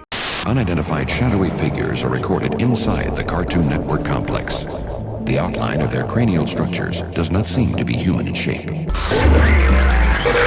So I'm gonna let everyone in on a little secret. You know how for years you'll have people on the internet claim, oh my god, television used to be so much better when I was a kid in particular. And how out of most of these networks to face the wrath, Cartoon Network has definitely been one of the top channels to face this scrutiny. Well, there's a reason for that, and it's beyond nostalgia or newer cartoons not looking as appealing as the ones we had growing up, or whatever the case may be. Cartoon Network becoming heavily criticized on the internet for no longer being the underdog, no longer being the greatest place for cartoons. But this factor that really changed the way people looked at Cartoon Network was absolutely 100% its branding, and how over the years it would be watered down more and more until it became something simplistic. While promotional material featuring cartoon characters interacting with one another was nothing new, there's no denying that Cartoon Network always went the extra mile. This was felt with Cartoon Fridays, and later on just Fridays, but more so than ever, this was felt with the advent of CN City. I know we like to throw around the word iconic nowadays on the internet, but truly, CN City was iconic, utilizing so many techniques to have the characters of Cartoon Network all live under the same roof, or, well, city. And it wasn't even just the bumpers, the website was in on it too. I remember logging on to CartoonNetwork.com, and if it was in the day, the images of CN City on the website would be that of daytime. When it was evening, around 5 to 8 p.m., it would be a sunset. And if you went on any time past that, it would be nighttime. This little touch did so much for immersing the average viewer of Cartoon Network because it really played into the idea that this was a real city, that these characters really are alive. But unfortunately, the branding was undone by the root of all evil: money. It was expensive keeping Animal Logic around and having them crank out all these bumpers. And I'm sure bringing in all these voice actors from different shows, having them record lines just for the bumpers. So I understand the position Cartoon Network was in, why they would have to downgrade. I don't think anyone is denying that. This was Cartoon Network branding at its fullest. But of course it's going to leave a bad taste in people's mouths when, in the following year, the only shows they're really promoting are Chowder and Flapjack. The previous running animated series are pretty much over, and CN City was no longer going. Now we have the nudes! Which, I get the gimmick, but come on. A lot of these were the same poses, the characters, they still technically interacted, but it didn't feel like them, they weren't voiced by any stretch of the imagination. We had like the same 2 or 3 tracks. Yeah, they still went in for the holiday season, but the magic was gone. And as a viewer, if you see not only all of these beloved shows gone, but the packaging you know and love gone, and with CN Real on the horizon, of course you're going to lose faith in Cartoon Network. Of course you're going to think it's not as good as it was. That transitional period from CN City into CN Real, and then after CN Real into the Adventure Time regular show era, it was fucking rough. And for a lot of people, I'm sure they would have appreciated closure on CN City. I don't know how you pull that off. I don't know how you can just close out an era of Cartoon Network and branding, but it probably would have meant a lot to the viewers. Luckily, Cartoon Network gave us just that, kinda. A multi-show crossover on a scale never before seen. One that, in hindsight, did close out these era of cartoons, even if they didn't really wrap up with these episodes. Cartoon Network's last hurrah in this total immersion where we're following in the characters in a world that feels alive. This event was known as Cartoon Network Invaded, and over the next few days, you will get to experience Cartoon Network Invaded through a different lens, as I was able to team up with some awesome creators from the Black cartoon community and revisit something that I hold near and dear to my childhood heart. Seriously, I think this was the most exciting time to consume Cartoon Network for me. So without further ado, this video will cover the immersion, all the promos and bumpers and other marketing tactics that gave Cartoon Network Invaded its edge, something that the other competing networks were never able to live up to. Don't go too far, because my gym partner's a monkey will be right back on Cartoon Network Invaded. So the actual story behind Invaded is pretty wild. Doesn't have much to do with this topic, this component of this Mega Invaded review, but I think it's worth mentioning. For the longest time, I was under the impression that this special was done in celebration of the moon landing's 50th anniversary. But apparently, according to Maxwell Adams, creator of the Grim Adventures of Billy and Mandy, Invaded was originally going to be a Kraft sponsorship that fell through at the last minute, which is why every episode of the event features Cheese in some way, shape, or form. Not Cheese the Foster's character, he's just contained to the actual Foster's episode and then the original Invaded ending, which we'll touch on, but actual cheese that you eat. It is an important plot point. Now, Cartoon Network Invaded was properly announced inside the network's 2007 upfront, but you see, on air, there is genuine buildup and anticipation. Now, I'm going to be honest with you. This was 2007, over 13 years ago. And unfortunately, not every piece of Invaded content has been preserved on the internet. So although I've been rattling my brain, I, for the life of me, cannot tell you the initial, very first teaser for this event. But I will say, in either March or April of 2007, again, it was a slow burn, they really built up to this, Cartoon Network began airing very cryptic promos insinuating that aliens were messing with their shit, giving the viewer this uneasy feeling. You're watching your cartoons, but what exactly is going to happen to those cartoons? What is happening to the network? Now, because Cartoon Network has always maintained a level of self-awareness, just like the shows, the network itself knew to not take itself too seriously. So, after being cryptic for a little bit, the network decided to give us just a little taste of our guest. Although the threat of an alien invasion is real, it appears to be not quite so menacing as originally thought. Take a look at the latest surveillance footage. Let's get back out there and do some righteous invading. What's the problem? Door jam. Again? Let me try. I can do it. Move over, Major Muscle. I can do it. We really should commend the network's ability to crack jokes while still creeping the audience the fuck out. And with this promo, I also gotta give my shouts to the narrator of this entire event. His narration is consistent within all the promos, all the recaps, you name it. This was the voice of Cartoon Network Invaded. And having this man announce and narrate everything as if he was a radio host from back in the day was genius. It wasn't even something I necessarily understood or appreciated as a kid, but it did its job in conveying that this was something different. And by blacking out the aliens, it created this intrigue. What do they look like? Where did they come from? What is their mission? And why is 9-year-old Kevin terrified? Because the way they're animated, reducing these designs to a silhouette is very unsettling. No exaggeration, I'm pretty sure I had a nightmare over it. And as we got closer to this invasion, Cartoon Network gave us a pretty up close and personal look at the invaders. Finally, after all this build-up and mystery, we get to see exactly who they are. Can't be as horrifying as whatever's conjured up in my head. Starting May. Ah! Jesus Christ, what the fuck? Why is it green? What the is that sweet? For reference, it's not like we really had a trailer track or anything to figure out when these promos would drop. So although I was just dying to know the scoop, my moment of satisfaction was more so a moment of surprise. I was completely thrown off guard on the commercial break. But with this promo, we got a proper idea of who was involved in Invaded, and let me tell you, getting the rundown was one of the most stressful moments of my life. At that point in time, I loved Ed, Edd, and Eddy, so of course I wanted them there. But I also wanted to figure out which shows were going to make the cut. Who was worth being exploited for viewership? Starting with Foster's Home Uh-huh. Imaginary Friends.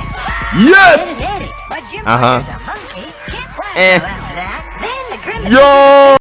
Now you would imagine the network using their inconsequential, anything goes episodic animated series for this event is just a no-brainer, and it really should have come as a surprise, but to me it did. In hindsight, yeah, these obviously were some of the biggest shows on Cartoon Network at the time, but when you're a kid, it made the concept of an invasion feel a lot more grounded. Because at this point, the schedule still had a pretty decent amount of variety, and I was still coming to terms with the concept of cancellation and syndication and reruns and all that. I really didn't know what to expect. Now, if memory serves, at least one of these aliens were voiced by Jason DeMarco. He's currently over at Adult Swim. He's the guy who runs Toonami, and honestly, it's just an unspoken hero of the entertainment industry. Regardless of what anyone says, we would not be where we are with anime being so prominent in the United States without Jason DeMarco.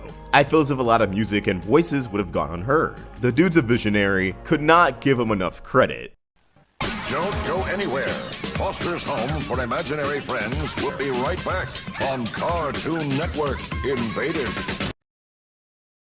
So as the start of Invaded approaches, and in my tiny brain, all of these shows are about to cross over and change forever, Cartoon Network decided to up the ante and ensure that no one could escape Invaded. Of course, I was on the internet just as much as a kid as I am now, and boy, was I glued to CartoonNetwork.com, Nick.com, DisneyChannel.com, you name it. Imagine my surprise when I start up Cartoon Network the week of May 4th, 2007, and I'm greeted with this. A splash screen that features chilling, yet aesthetically pleasing silhouetted art of Mac and Blue holding each other as the illuminating font lingers above their heads. Unexplainable. Do mysterious beings lurk in our very homes? Referencing the plot of Cheese A Go-Go, where Blue is led to believe that Cheese is an alien.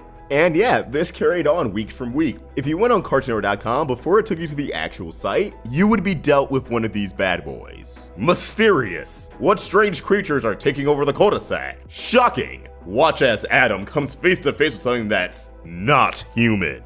Frightening. Panic erupts when bodies are snatched. Is anybody safe? Horrifying. Witness the unspeakable. Billy and Mandy encounter the space invaders. And I love how these are almost identical to old school horror movie posters. They also had flash games every week, which apparently no one wanted to archive. Okay. This, coupled with the packaging of the general network, really drove the point home that this channel, for all intents and purposes, was really invaded. Even the Friday night block got affected. There's this weird in-between block of Cartoon Network Fridays and Friday Dynamite, just called Friday Night Premiere Thunder. It had a giant monster truck type vibe. It was... they tried, okay? But during Invaded, it transformed into Friday Night Premiere Laser. They weren't just gonna have the block share a night with Invaded. No. Invaded would infect that block. But what about the actual packaging for the event itself? Well, during Invaded, the shows featured did not have their typical theme songs, but instead, a special opening sequence that features a UFO flying above a Cartoon Network city, and more or less broadcasting the credits as it flickers through clips from throughout the episode. And that theme?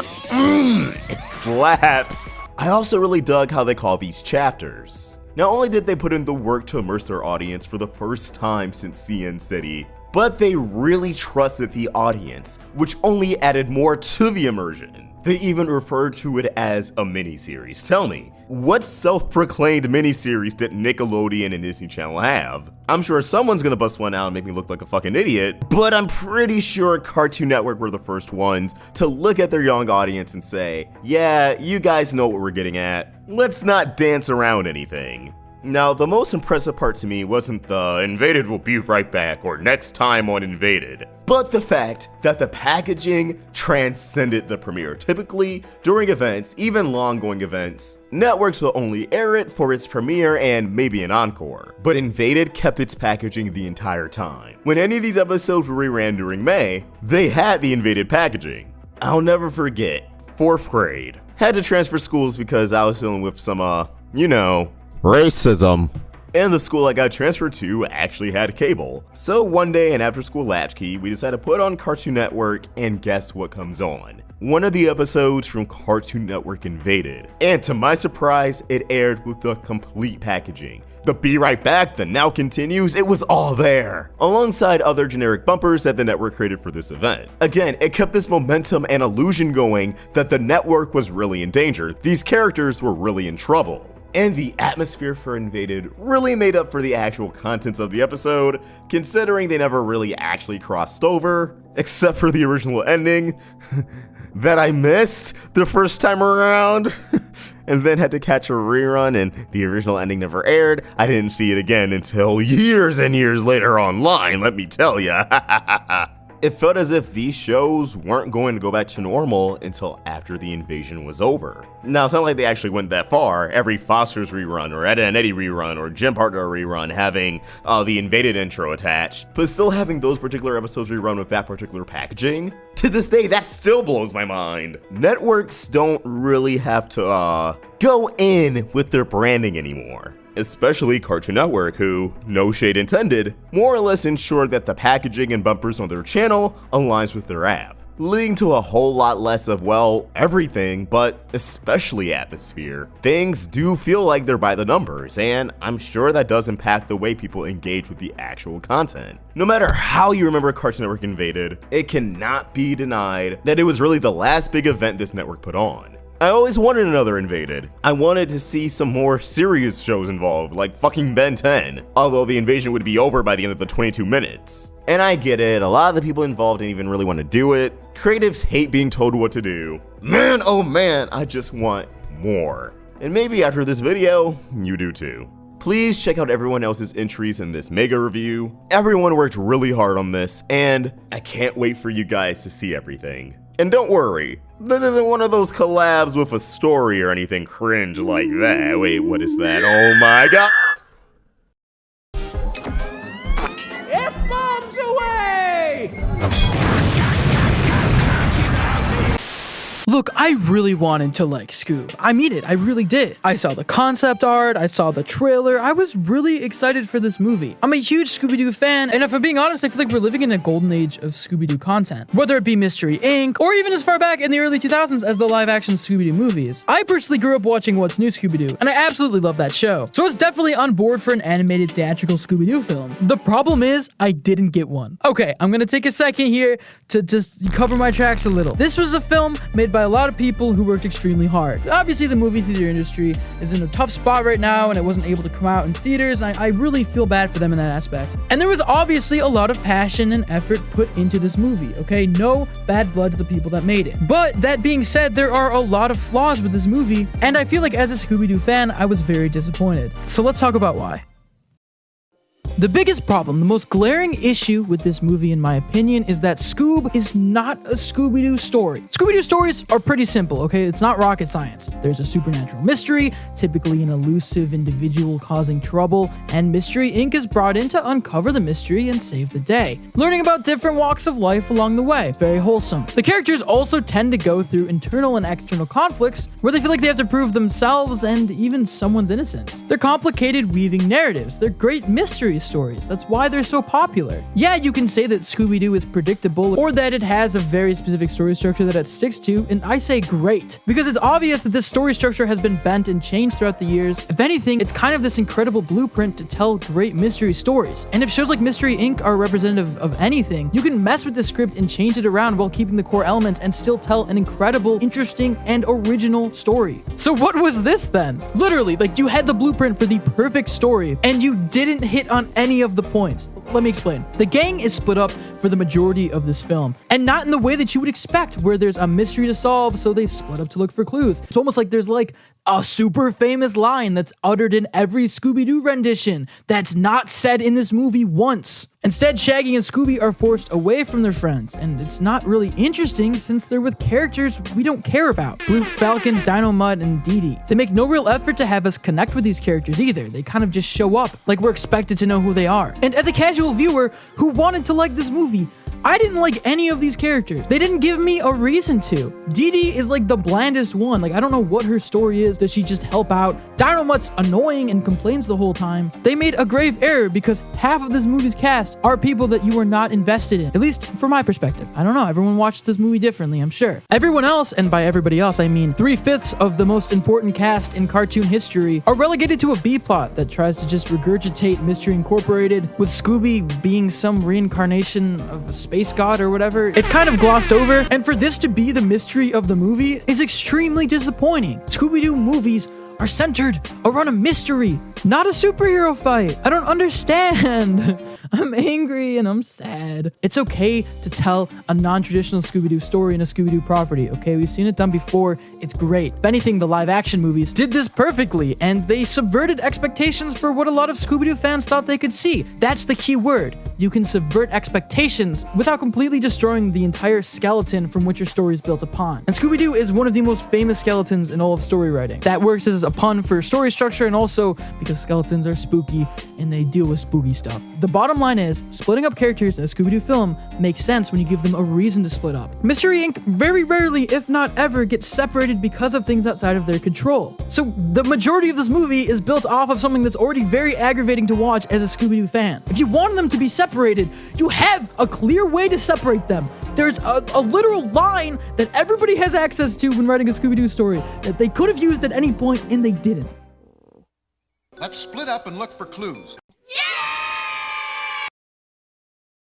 Another thing Scoob dropped the ball on, something that I mentioned before briefly, there was no real mystery, and this part is crucial. The mystery boiled down to half the cast finding out that Scoob was a descendant of some famous dog. That was it. There wasn't a single second this entire movie where I was like, is that the bad guy? Is that the bad guy? No, this was the bad guy, and he sucked, and he was the bad guy the whole time. I'll touch on him later, okay? I have a lot to say about this man. Scooby-Doo stories are mystery stories, and they follow the story structure of a mystery story. Maybe there's a final confrontation, there usually is some big climax to the story, but it felt so weird that this movie opted instead to have a final fight scene.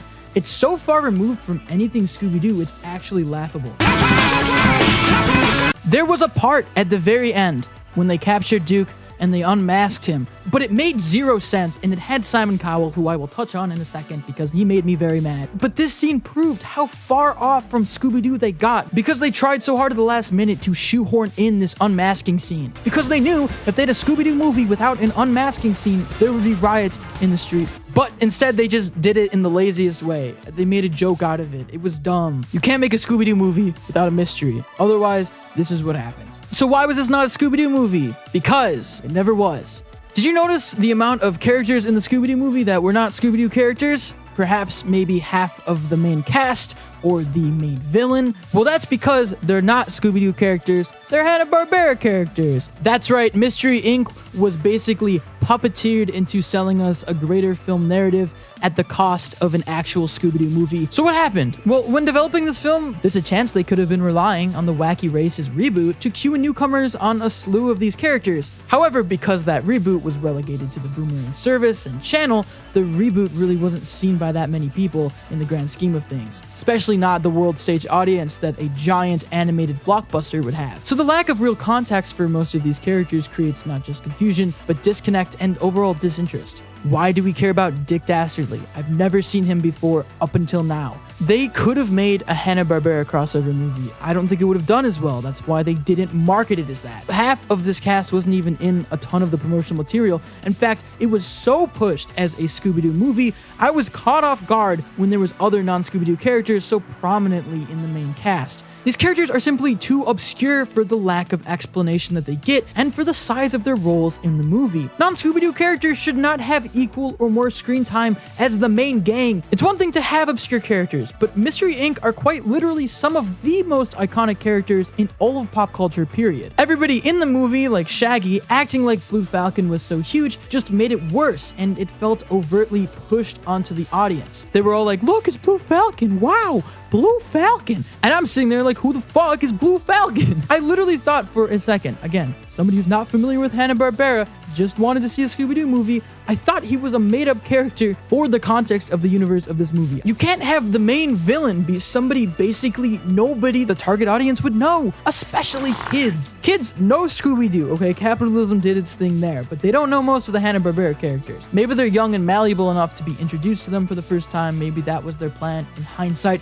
as I say it out loud, it makes sense. But I feel like the film really did a bad job of introducing who these characters were, and they kind of just expected us to know who they were or to figure it out. Dick Dastardly had like no explanation, and even now after watching the movie, I still cannot tell you for the life of me who he is or why he did what he did. I guess he's just evil and wanted treasure. It's dumb. Look, if this movie was more Scooby-Doo centric, it would have been cool having Dick Dastardly as a small cameo villain or something like that. Like, they could have put him in the movie without making him dependent on the story. But it's clear, again, that they were not trying to tell a Scooby-Doo story. I think it's cool trying to launch a Hanna-Barbera cinematic universe. I love a lot of Hanna-Barbera characters. I think it's time for them to come out of the obscure place that they're in and find a new audience with new kids. But I cannot stress enough, after the promotion of this movie and everything this movie was and stood for, I just was sitting there and I felt like I was lied to. I feel like I was like roped into watching something that I didn't actually want to watch. And that's very crucial because I don't think I'm alone in that aspect. Another huge problem, too many locations.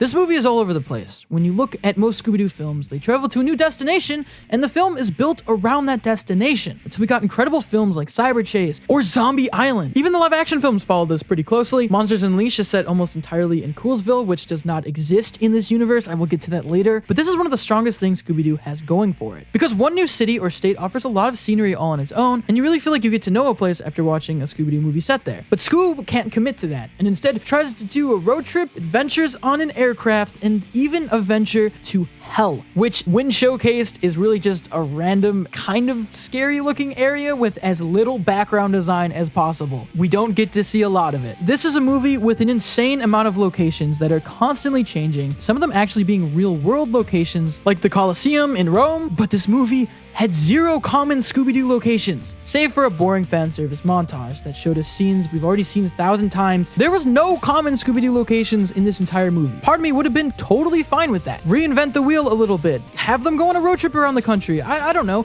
but keep it consistent and don't make half the fucking movie on Blue Falcon's stupid white ship with zero design. It's just white. It looks like the alone room that Squidward is trapped in. What? They literally spent half this movie and Sportacus's blimp, and I am not okay with it. The fact that they dealt with the portal to hell too was so confusing and so far away from anything Scooby-Doo we've ever seen before that I literally could not believe that I was watching a Scooby-Doo movie I had fully accepted, I had transcended. Would you expect the climax of the Scooby-Doo movie to take place in Rome? Why was it Rome? Not to mention, and this is the thing that actually struck a chord with me the most, they don't live in Coolsville. Coolsville doesn't exist. They live in Venice Beach. Look, replacing the entire voice cast already made this whole thing feel way too Hollywood. Don't actually put them in Hollywood. It was like the most pretentious thing ever. The very last scene when they're opening up the Mystery Inc. offices right on Venice Beach, they would not live in Venice Beach. What are they, like, vlogging? What do you want them to do? Are they gonna, like, take their boosted board and get some boba tea? Oh, Fred's making TikToks. Is that what you want? Is that what you want to do to my baby? Speaking of the voice cast.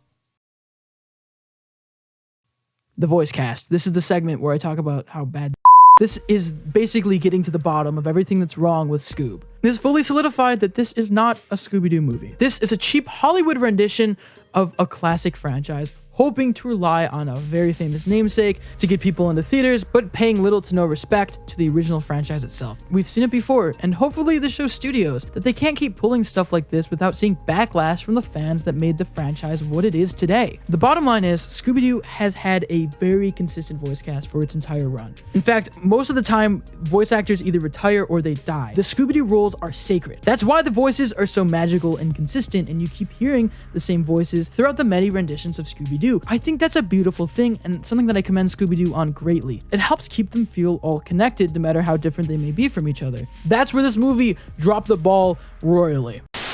No disrespect to Will Forte, but I feel like it's very odd that there's a Scooby-Doo movie coming out without you as Shaggy. You are Shaggy. You've been Shaggy since Casey Kasem retired. Yeah, about Scoob, I don't have a lot of good things to say. I wish them all well. Some of them are easier to accept than others when you don't get a job, but that that was a bummer. I like playing the part. I like sort of having a legacy and a career that I've spent 30 years, of doing. And so I like the fact that I was that part, and it was a bummer that went a different way. Yeah. What are you a daddy of? Seeing the original voice actors, some of them tweeting about how they couldn't even watch the movie. This is heartbreaking stuff. I can't pretend to know behind the scenes stuff, okay? I don't know how this worked logistically, but in my mind, I feel like they definitely would have taken this role. So the fact that they didn't probably means they weren't offered it. And that becomes even more apparent when you look at the actual voice cast. I mean, Zac Efron is playing Fred. When would you ever pick Zac Efron to play Fred? Literally never. These don't even sound like the characters. It's clear that they relied on a celebrity cast because this is a Hollywood movie, and that's how it works in Hollywood. People will go because they recognize the celebrities. Which again, I go back to my original point. This is not a Scooby-Doo movie. It's too Hollywood. And this is not to diss the voice cast, who I actually believe did an incredible— Did you say IKEA? But it didn't work as a Scooby-Doo movie. I love Will Forte. He's a great actor. I love Last Man on Earth. I follow a lot of his stuff, but he's not Shaggy, no matter how hard he tries. Matthew Lillard is the true Shaggy, always and forever, and fans know that. You can't cheat them out of that. They recognize that the voice is different. You can't mess with stuff like that, especially with something as sacred as Scooby-Doo. We know these voices too well to change them at the last minute, expecting us not to notice. And Matthew Lillard was available, but they still went with a bigger Hollywood name. I swear to God, this ruined at least 25% of the movie for me, because Shaggy is arguably the biggest role, aside Scooby maybe, but a lot of his jokes didn't land because it seemed like the comedy was based off the fact that it was a Scooby-Doo character saying something very un-Scooby-Doo, like the IKEA line, or all the times they reference Simon Cowell, which I know I sound like a broken record, but I'll get to him in a second. But it falls flat because it isn't Shaggy saying that. It's a Shaggy impersonation, one that, I'm sorry, Will Forte, does not hit home for me. If you didn't think this movie shoehorned celebrities in enough, Simon Cowell is in the movie and he's a prominent role, and it's weird. To have him in is one thing, but Simon Cowell essentially sets up the entire conflict and divide within the gang, which I might add is completely unrealistic. It is weird to have a random celebrity in your movie, okay, but to make him crucial to the plot, I don't even know how to express how that makes me feel. It makes me feel really mad. It all starts with a meeting where Mr. Ink's like, we need to start making money, and Scooby and Shaggy are like, we're goofballs, we don't want to monetize the business, and then they get an investor, and it's Simon Cowell. Pause for laughter. But Simon Cowell completely disses Shaggy and Scooby, making them feel like they are not wanted, and they leave in a dramatic rush, even though nobody but Simon Cowell is being critical. In fact, the other three defend them and tell them not to go, but they leave anyways because the movie has to do that for some reason. This leads them getting picked up by Blue Falcon after a bowling scene. If you're lost, so was I. The problem is this movie is built on their quote fallout and Daphne, Fred, and Velma learning they still need Shaggy and Scooby, but it falls flat because their falling out was so underwhelming and unnecessary. It was impossible to feel like it was real at all. They never said for a second they didn't need Shaggy and Scooby. In fact, these three are barely a part of this movie at all. And again, having this all built on Simon Cowell, a real world celebrity who's, I'm being honest, not that relevant anymore, at least to Scooby-Doo fans, was just weird and something that I didn't want or expect from a Scooby-Doo movie. And if you're saying, well, okay, well, I understand his role, Simon Cowell, it's a funny joke, haha, I will offer you this, maybe another route they could have taken. All of Mystery Inc. have parents. They're all established characters, and they could have all been used in this role. In fact, that would have been so much better because it would actually be true to the story and to the Scooby-Doo characters. Something that Mystery Inc. did incredibly well was showing all of Mystery Inc.'s family. It made them feel more grounded.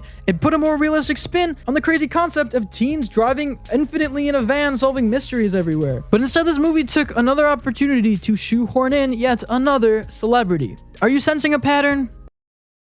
One thing that's interesting about this film is the animation, and something I will praise it for. I will never be too critical of animation because I understand how hard animation is. It's painstaking labor of love, and anybody that successfully completes an animated project worked hard on it no matter what. And in a lot of places, Scoob looked absolutely beautiful, while others not as much. But what I really want to focus on here is the concept art. The concept art for Scoob is absolutely incredible. It's almost hard to look at because it's so great and hopeful. If you would have showed me this 3 years ago and said, we're going to make this into a movie, I would have said, full speed ahead, you got this, homie. I would not have tied these two things together even remotely. It's not uncommon for concept art to be different from the final look of the film, but this concept art looked like they were having them go to more mystery locations, like the spooky castle here, or this creepy field of plants. It looked a lot more like a Scooby-Doo mystery movie. It even had better looking concept art of how Scooby and Shaggy met, having them sitting in a much more rural area as opposed to Venice Beach. Again, did they just look out the window when they were trying to figure out a location? This is the movie that I really would have wanted to see, keeping it to mostly Scooby-Doo characters and the famous Mystery Machine. It even looked a little bit scarier, which is something that I would have welcomed with open arms. A scary animated Scooby-Doo movie would have been incredible. This looked like a more balanced movie, where Blue Falcon was a welcomed addition, playing alongside of them instead of booting out half the main cast and taking over the story for a story that people would have overall cared less about. There's even that shark. Isn't that a Hanna-Barbera character? I'm gonna assume it is. It looks like how they could have done the movie right, and instead we got something entirely different. So will it work? Well, I mean, Scoob is pretty much where I expected it to be in terms of reviews. As of recording this video, it's got like a 50% on Rotten Tomatoes. It's exactly what I thought. It's underwhelming. It's not overtly bad, okay? It's just disappointing. There's a lot of potential for a Scooby-Doo movie, and instead we got something that I would have never expected and something that I didn't entirely want. It's not laughably bad, okay? It's not something that's like so horrible you're questioning every second of it. It's just the idea that at the end of the day, they could have done so much more. But as sad as I am to admit it, I'm not really the target demographic here. It's really kids. Will kids like this? I feel like overall they will. It's a fun movie. I could potentially see a problem with them not knowing who a lot of these characters are, but kids are young and malleable. I don't know. Most might not even know who Scooby-Doo is well enough to be able to tell if this is a faithful rendition or not. And it is by all means a reboot and an origin story trying to jumpstart hopefully more Hanna-Barbera theatrical movies, if movie theaters survive, that is. I don't know what they're planning next. Maybe they were waiting to see how this movie turned out. I don't know. Either way, all I can say is I hope they learned from the mistakes of this one and continue to do what worked in this one, because as critical as I was and how angry I sounded, there was a lot about this movie that I really liked, that I thought was fun. I had a couple of laughs. I challenge you to watch Scoob and not have at least a little fun. But overall, this film felt, at risk of seeming dramatic, soullessly Hollywood. Everything from the cast to the locations to the film's agenda. I feel like my favorite animated gang was hijacked for an ulterior motive. But I'd love to know what you think. Did you see Scoob? Did you like it? Did you not? Let us know in those comments down below, or tweet to us at Roundtable Vids or me at @StretcherNemo. The only good bug is a what? That's right. Scooby-Doo meets Courage the Cowardly Dog straight out of nowhere is a heartwarming union between two beloved animated properties of a generation and an adventure that was previously a pipe dream.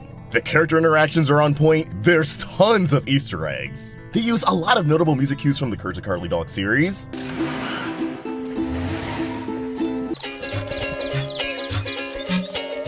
I thought a bulk of the jokes were pretty clever. Eustace has a cringy rap number for some reason. But there's one thing we can't ignore, and it's that ending. One that changes everything we know about Courage the Cowardly Dog. I'm going to discuss this brain-breaking ending, and how it may or may not lay the groundwork for other Cartoon Network crossovers with the Talking Canine. For better, or arguably worse. And before we dive in, please be sure to give this video a like and subscribe to the Roundtable to stay in the loop of cartoon content. So to give you an abridged version of events around the film itself, Mystery Incorporated is foiling another scheme when Scooby-Doo hears an odd noise that makes his body bust a move all the way to nowhere, where Courage the Cowardly Dog is under the exact same trance. Of course, Eustace and Muriel fail to comprehend their dog's panic, but it's okay, because shortly after, Fred, Daphne, Velma, and Shaggy arrive to really get this mystery going. Long story short, their investigation takes them to the mayor of Nowhere's manor, Eustace constantly remarking that he didn't vote for this guy. You know who voted for you? Cause I sure didn't. Okay. Which actually foreshadows the big reveal. The mayor isn't a real human being after all, but an android being piloted by none other than Cats and LeQuack, notorious Courage the Cowardly Dog villains. Cats and LeQuack explain themselves, giving us insight into the strange frequency the dogs have been affected by. The frequency is being emitted from a dark magic meteor that crashed and landed onto Earth eons ago, implied to be the same meteor that wiped out the dinosaurs. This meteor will become deeply buried into the ground underneath Nowhere, practically right under the Bag household. And as Cats explains, the meteor has been affecting everything in Nowhere for millions of years. LeQuack elaborates that Nowhere is the exact center of documented weirdness, a la Gravity Falls. And it's all because of this little rock right here. Aware of its intense power, Cats and LeQuack joined forces and got elected as mayor under a new identity, harnessing that power to control those who hear its frequency, cold calling the rich, hypnotizing them into bringing their wealth to the farmhouse, and ideally collecting a big profit. Thankfully, or unfortunately as the rich maintain their power, they were foiled by the Mystery Gang and shortly after arrested by the feds. Also, Fred, Daphne, and Velma contest the idea that Cats and LeQuack are real talking animals, and not humans in disguise. Which, come on, you have a talking dog, people. Anyways, everyone has a dance party, villains included, can't keep a good quack down, and the film comes to an end. Let's backtrack for a second. So by the implications of this film's grand revelation, everything supernatural throughout the Courage the Cowardly Dog series has all been the result of this dark matter meteor. More or less mutations, with a little law of attraction sprinkled in. What the fuck? I guess it's a rule in the newer Scooby-Doo films that supernatural stuff can't exist as is, and needs to justify everything with some forced revelation. Usually they frame it as Velma needing a rational explanation to everything, to varying responses from both the audience and the characters themselves. The cat girls on Zombie Island? Fake. Probably. The zombies themselves? Hallucinations. Maybe. I finally get to cross off one of my unsolved capers. But the cat people from last time... Must be the same people looking for the treasure this time. And the original zombies? Swamp gas. I think it's best to let her have this one, Fred. The 13 Ghosts of Scooby-Doo? Hallucinations. Okay, fine. The 13th ghost turned out to be fake. But what about the first 12? Mass hallucinations from high-altitude oxygen deprivation. This is dumb. The purpose of these monsters and ghosts being real is the gimmick in itself for these movies. That's literally how they were marketed. So how are they gonna handle goddamn Courage the Cowardly Dog? The show has always leaned into supernatural elements and science fiction. It kinda did a little bit of everything. So this still only explains so much. And I have a hard time fathoming that most things Courage dealt with are mutations. We've seen magic squids descend from space. We've seen the haunted slab of King Ramses summon his ginormous visage. Chickens from space? Robots? The list goes on. Now, even with this twist applied, this doesn't totally destroy Courage the Cowardly Dog as we know it. I'm sure for a lot of people, this works as a satisfying retcon. I'm just not sure if we needed an explanation in the first place. I never wondered why Nowhere is so batshit crazy while watching the series as a kid, teen, or even adult. However, I think this lays the groundwork for a really cool direction with the Scooby-Doo home release films. If you're gonna cross over any Cartoon Network show with Scooby-Doo, Courage always made the most sense. Yet I still believe they could easily build upon the special in a cool way. Nostalgia sells. When the trailer for this movie was first released, the internet went absolutely crazy. Chances are, the average nostalgic consumer is gonna enjoy every second of this while watching this with their kids. Or just alone in their apartment with $20 worth of Taco Bell. Not that I would know. So Warner Bros. Might as well capitalize on this, in my not so humble opinion, giving us more Scooby-Doo Cartoon Network crossovers that revolve around coming up with an explanation behind that cartoon's particular weirdness. I want to see Velma try to wrap her head around imaginary friends or the Powerpuff Girls. Shaggy and Scooby getting jobs alongside Mordecai and Rigby at the park. Put them on the Infinity Train. Scooby-Doo is the crossover king. And now is the time to take advantage of that with the crossover viewers have wanted to see since the city days of Cartoon Network. After all the hype, the Alien X smoothie was a real disappointment. It's hero time! Swamp fire! Humongousaur! Shit ray! Rainstorm! Spider monkey! Romance Stone! I was a massive Ben 10 fan during its heyday. I was locked in on new episodes every weekend. I strutted around school with that glorified Happy Meal toy of an Omnitrix. I poured countless hours into that one really good game on Cartoon Network's website, and despite being one of the best games they made for that site ever, they never made a sequel with more aliens, which made me really sad. This franchise is a $1 million idea. Oh, I'm sorry, a $7.5 billion idea.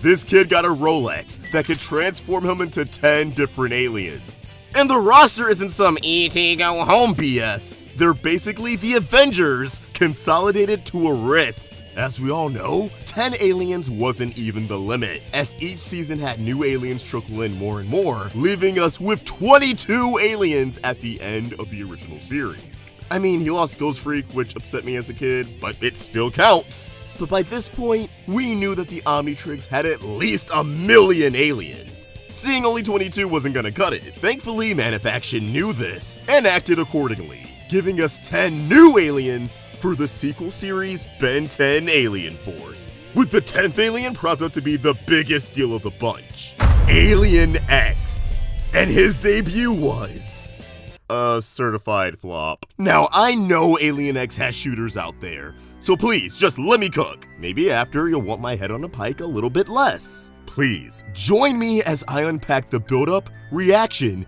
and aftermath to the most powerful alien in the Omnitrix who just couldn't live up to expectations. This is the story of Alien X, the biggest disappointment in Ben 10.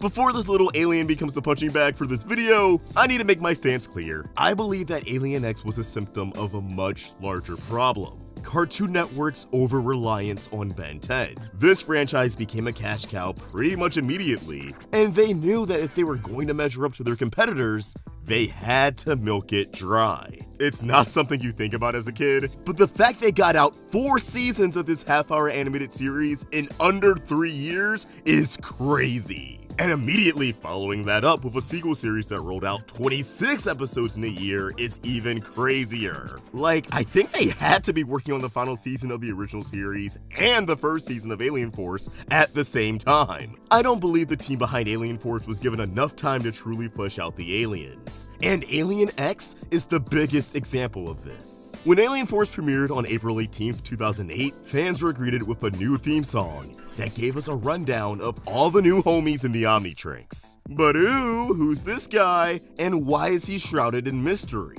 What did he look like? What were his powers? For the next few months, these questions plagued my brain. And honestly, it got a little intense. I was having dreams about what this asshole looked like. When Alien Force dropped, there was of course a new Omnitrix for kids to beg their parents to throw money at. But this one really squeezed every last penny out of us by selling action figures of the new aliens that came with a translucent minifigurine to place on the Omnitrix, emulating the watch's hologram aesthetic. Each minifigurine would unlock a voice clip on the watch that matched each alien.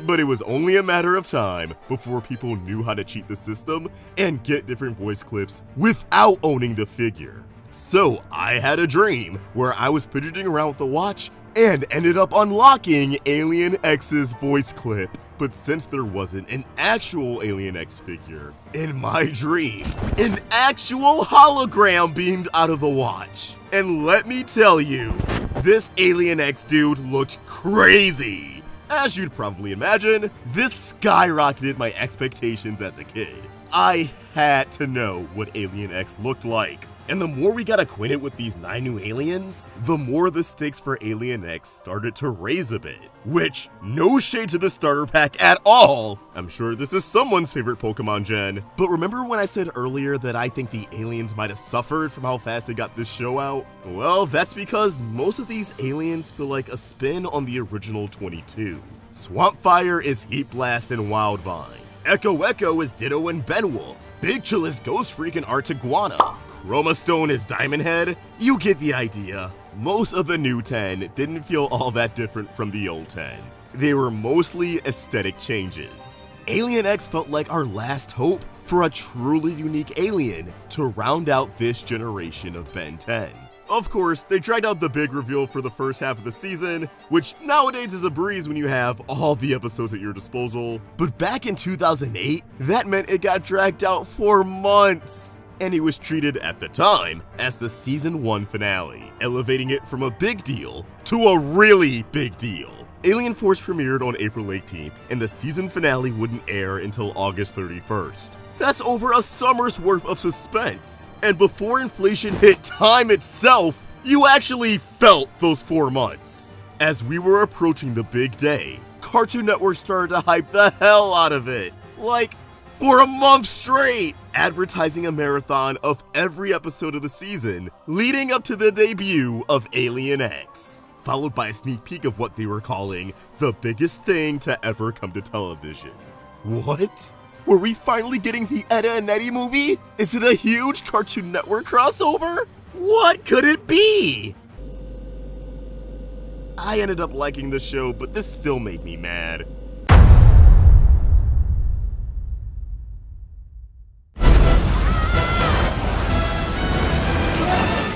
Gotta stop that water. Good a time as any to give this one a try. So as much as I want to pretend like Cartoon Network managed to keep Alien X secret until that fateful Labor Day weekend, the reality is they let the cat out of the bag early. Not only were there people who already saw the episode early and shared some big spoilers online, but I swear, I remember watching a preview clip ahead of time that cut right to the chase and showed us what the big guy looked like. After staring at a shadow for 4 months, I finally got to see what Man of Action was cooking.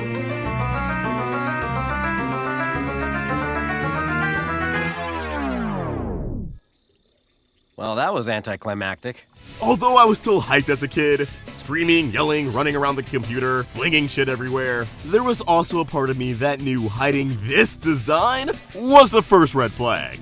Don't get me wrong, I really like Alien X's design in isolation. The celestial sapiens are practically gods with incomprehensible power, as if you were giving the Big Bang itself a physical body. Most sentient species in the Ben 10 universe Most sentient species in the Ben 10 Omniverse are already humanoid, so it makes sense to me that this body would assume a simple humanoid form that the universe around it can comprehend. And the stars are just sick. If it's adjacent to the Toonami aesthetic, it's my jam. So it's sad the show undermined all of this, because again, for 12 episodes, Alien X was a silhouette in the theme song, raising expectations and prompting my imagination to run wild, only for its design to be the same thing but with like a Fortnite skin? But I don't want to harp on this for too long, and looks are only half the appeal to an alien. What does he actually do? Well, how about everything? One-stopping motion carry! Surprise!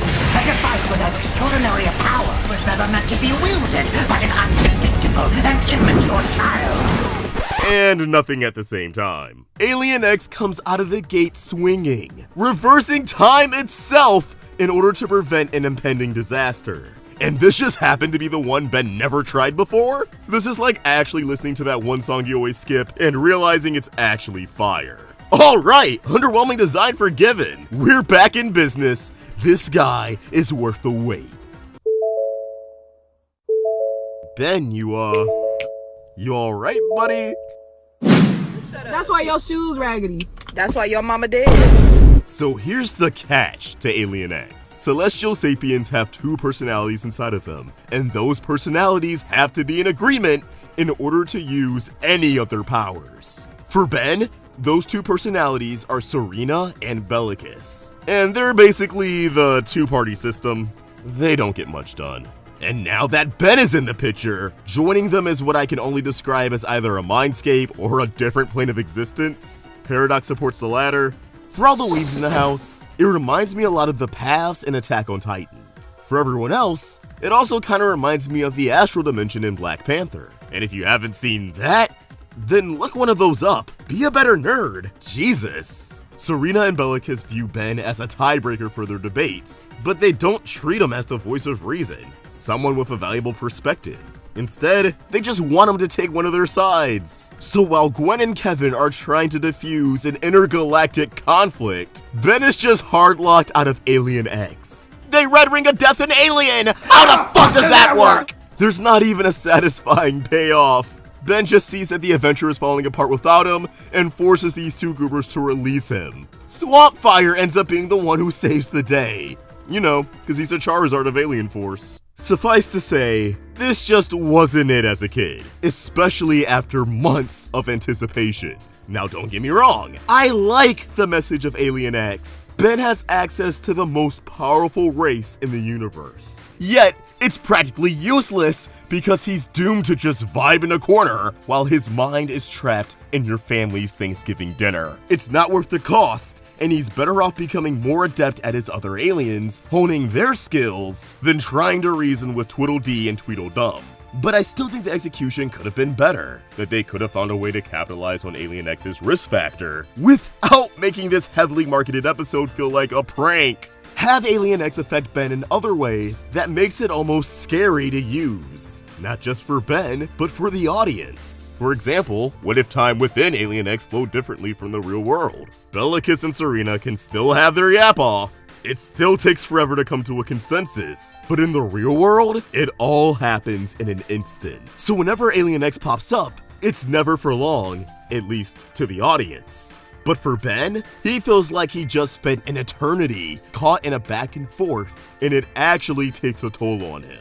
It messes with his perception of time, his memories, his age, his efficiency at other aliens, and it takes a minute for him to get back to normal. And the longer he's Alien X, the worse these drawbacks are. Essentially, Alien X is an alien that Ben can't handle. The more he uses it, the more his mind is scrambled. It's a last-ditch, in case of emergency transformation that could ultimately cost him his life. This would also make his interactions with Serena and Bellicus a lot more interesting because on one hand, he wants to be patient with them and help smooth things over between them. But on the other hand, every single second he spends in this void is destroying his brain. I think that's an appropriate cost for the ability to alter reality itself. But if that's too dark for ya, I got a lighter alternative that admittedly still has some intense implications. Time still flows differently and whatnot, so Bro isn't stuck as a model sheet all episode, but Serena and Bellicus' presence lingers outside of Alien X for a period of time. Ben returns to his normal form, but for the next day or so, Serena and Bellicus are still in his head, popping up in reflections, whispering different answers while he's taking a math test. Maybe they're even influencing the aliens he turns into. He wanted Chromostone, but Bellicus wanted Humongosaur. You get the idea. This is a setup where there's still plenty of laughs to be had since these shows do tend to be very comedic, but there's still some dark undertones that communicate to the audience, maybe we should bench Alien X. I also now realize that part of my disappointment with Alien X stems from the fact that the show introduced a super OP alien that could only be used in dire situations just a year prior, in the TV movie Ben 10: Secret of the Omnitrix. I'm of course talking about Waybig, an alien whose name speaks for itself. We had no idea that this movie would introduce a brand new alien, let alone one that's freaking Ultraman! The movie implies that he was locked by Azimuth, which explains why Ben couldn't access him before. And despite Waybig being immensely powerful, it makes sense that Ben wouldn't be able to use him in a majority of situations because he's too fucking big. They did everything right with Waybig. A perfect reveal that came out of nowhere and felt like a grand transformation, something humans couldn't even scale to. And the fact this little guy was responsible for unlocking this big guy? Absolute cinema! Although it does beg the question why Waybig was locked while Alien X just took the temp slot when the watch simply recalibrated. Was Azimuth trying to teach him a lesson in teamwork being the ultimate power? Because if so, he's a cornball. It's crazy how the execution and perception of these two aliens are like night and day. People love Waybig, while Alien X is a lot more divisive, and it's not hard to see why. Ben's most powerful alien shouldn't be lacking this hard in the practicality department. And the team behind the show knew they fumbled the bag. The Alien X smoothie was a real disappointment. Kinda tastes like filler. Come on, man!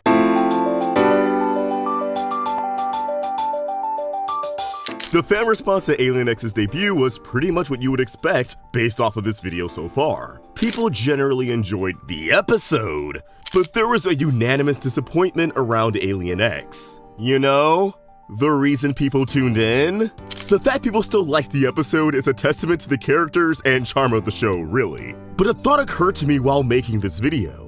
Obviously, kids who waited months for Alien X were going to be let down by the subversion. But what about people today who get to watch the entire franchise in one sitting? And then I realized, people react to everything on YouTube now. There's gotta be blind reactions to Ben 10. That could be another way to gauge if Alien X was really as disappointing as I'm making him out to be. Sure enough, those reactions exist on YouTube, and I'll just let them speak for themselves. Alien X! Alien X? This is the one they've been keeping a secret. What the fuck? Oh my gosh, did he rewind time? He rewound time! 15 minutes later. I don't think that's... I don't know. yeah, this didn't really feel like a finale. You know, I guess I was expecting something bigger. Psych, nah, they enjoyed the episode, and they weren't let down by Alien X as much as viewers in 2008 were. Though they might have their expectations set a little too high. I can see that going one of two ways, where it's like Ben learns to control it, or they could become the big bad. Well, I'm not sure if it was purely because of Backlash, or if it was just because they had no idea how to bring him back, but Alien X never appeared in Alien Force again. And that bit from Ultimate Alien, while poking fun at fans just as much as it is itself, it really did get me thinking. Was Alien X just filler? A 10th slot on the new Omnitrix that's kinda just there? I mean, even in Ultimate Alien, Alien X returns in an episode where the gang voyages out to the Forge of Creation, the source of the universe's greatest power, a place where ideas become real, where other celestial sapiens are born. And you know what Alien X does in an episode that explores his point of origin? Nothing! Ben transforms into the nigga as a way to bait viewers through the theme song and commercial break. He doesn't make any progress with Bellicus and Serena, and like 10 seconds into being Alien X, Paradox pops in, tells him this is a waste of time, and then the episode really gets going. What's the point of living in this kid's arm if you're not gonna do anything? At least pay some bills! Now, to give credit where it's due, I think after 4 years of Alien X being a total bum, Man of Action finally had enough and sauced him up for Omniverse, where he actually starts to do things and is absolutely jacked with a new chin. This was at a point where I fell off with Ben 10. Omniverse had a horrid airing schedule. A lot of episodes premiered at 6 in the morning? It was clear that since Adventure Time took over, Ben 10 was no longer a top priority for the network. But I watched these episodes for the video, and wow, they put their best foot forward to redeem Alien X. Very early into Omniverse, the world gets obliterated by the Staples button. That was easy. And Alien X, no joke, recreates the entire universe. Like, going forward, that's not our Kevin, that's not our Gwen, that's not our Max. They all died, bruh. Everything and everyone around Ben is just a one-to-one recreation. Alien X did that. But since nobody remembers that happening, they all deny such a feat existed. Until all the way down the road in an episode called The Universe vs. Tennyson, where a bunch of celestial sapiens pull up to put Ben on trial for recreating the universe. It's a really fun watch, and it leads to Alien X finally throwing hands. Well, actually, he's getting kinda curb stomped until Ben convinces Bellicus and Serena to give him full control of Alien X. But then he finally starts throwing hands. It's the kind of anime bullshit that I love to see spill over into my cartoons. Alien X was not only cool, but finally useful. Finally worthy of being an alien that's hyped up as a big deal with reasonable drawbacks. Because even when Ben gets full control, he doesn't know how to utilize Alien X's power to its full potential, and he has to get crafty with what he can do. That's the good stuff. That's what I wanted to see from Alien X after all of these years. Too little too late? And not really. If anything, I'm glad people who were disappointed by Alien X as a kid can dive into 3 episodes of him being cool as an adult. Or at least they would, if HBO Max didn't take off every show but the original series and the reboot. Oh yeah, is Alien X in the reboot? You know what? I'm tired, you're tired. Let's just pretend like Omniverse ended his legacy on a high note. Did I just dedicate nearly 20 minutes of video to bitching about something that mildly annoyed me as a kid? Yes, but with a purpose. Alien X is one of Ben's most memorable aliens for all the wrong reasons. And I think there's a reason he only became cool in Omniverse. If you ask me, Alien X was a victim of corporate greed, forced to fill a slot on the Omnitrix to sell toys instead of being given the proper amount of time in Season 1 of Alien Force to develop him as the big deal he truly is. By the time Omniverse rolled around, the character had been around for years, so they finally had time to sit down, really think about it, and utilize him in a meaningful way, even if a lot of fans weren't around to see it. But as always, these are just my thoughts, and I would love to hear yours. Did Alien X ruin your childhood, cause your parents divorce, and burn your college applications? Or did you like him as a kid, you were never let down, and I'm just bugging? Let me know in the comments down below. And if you enjoyed this video, please throw it a like. If you didn't like it, I guess leave a dislike, goddamn. And keep the conversation going over on Twitter and Instagram at AllSharkVods. And subscribe to the Roundtable for more great cartoon content. Blurpleberry? Yeah, you know I prefer cherry. Oh. Codename Kid Next Door was wild. If you ask me, although Ed, Edd and Eddy was my favorite Cartoon Network show as a wee lad, I wouldn't have chosen it as the face of the network. That title goes to Kids Next Door. Reality just has a habit of taking a huge dump in your cereal. Adults don't take you seriously. Teenagers don't take you seriously. You're cut off from so many simple privileges. When trying to earn mutual respect between yourself and an adult, it's rough. When it comes to my own experience as a child, when I was socializing with someone who wasn't a peer, I'd often walk away frustrated, counting down the days until I was a teenager. And maybe then, people will finally be able to just hear me. But that's where Codename Kid Next Door came in. It's a show that walked in the room and used that social disconnect between children, teenagers, and adults to make childhood feel like this special secret club. In elementary school, we didn't want to be Kids Next Door operatives. We were Kids Next Door operatives. The adventures of Sector V defined a generation. But one adventure provided a mystery that would cause people to break out into a cold sweat for many generations to come. One elusive question that remains unsolved to this very day. What is the fourth flavor? And if you're interested in content and cartoons old and new, please be sure to hit that subscribe button and bell. That being said, onto the video. In Operation Flavor, Numbuh 5 shares the origins of the core ice cream flavors, forged by the dessert monks: vanilla, chocolate, strawberry, and the fourth flavor.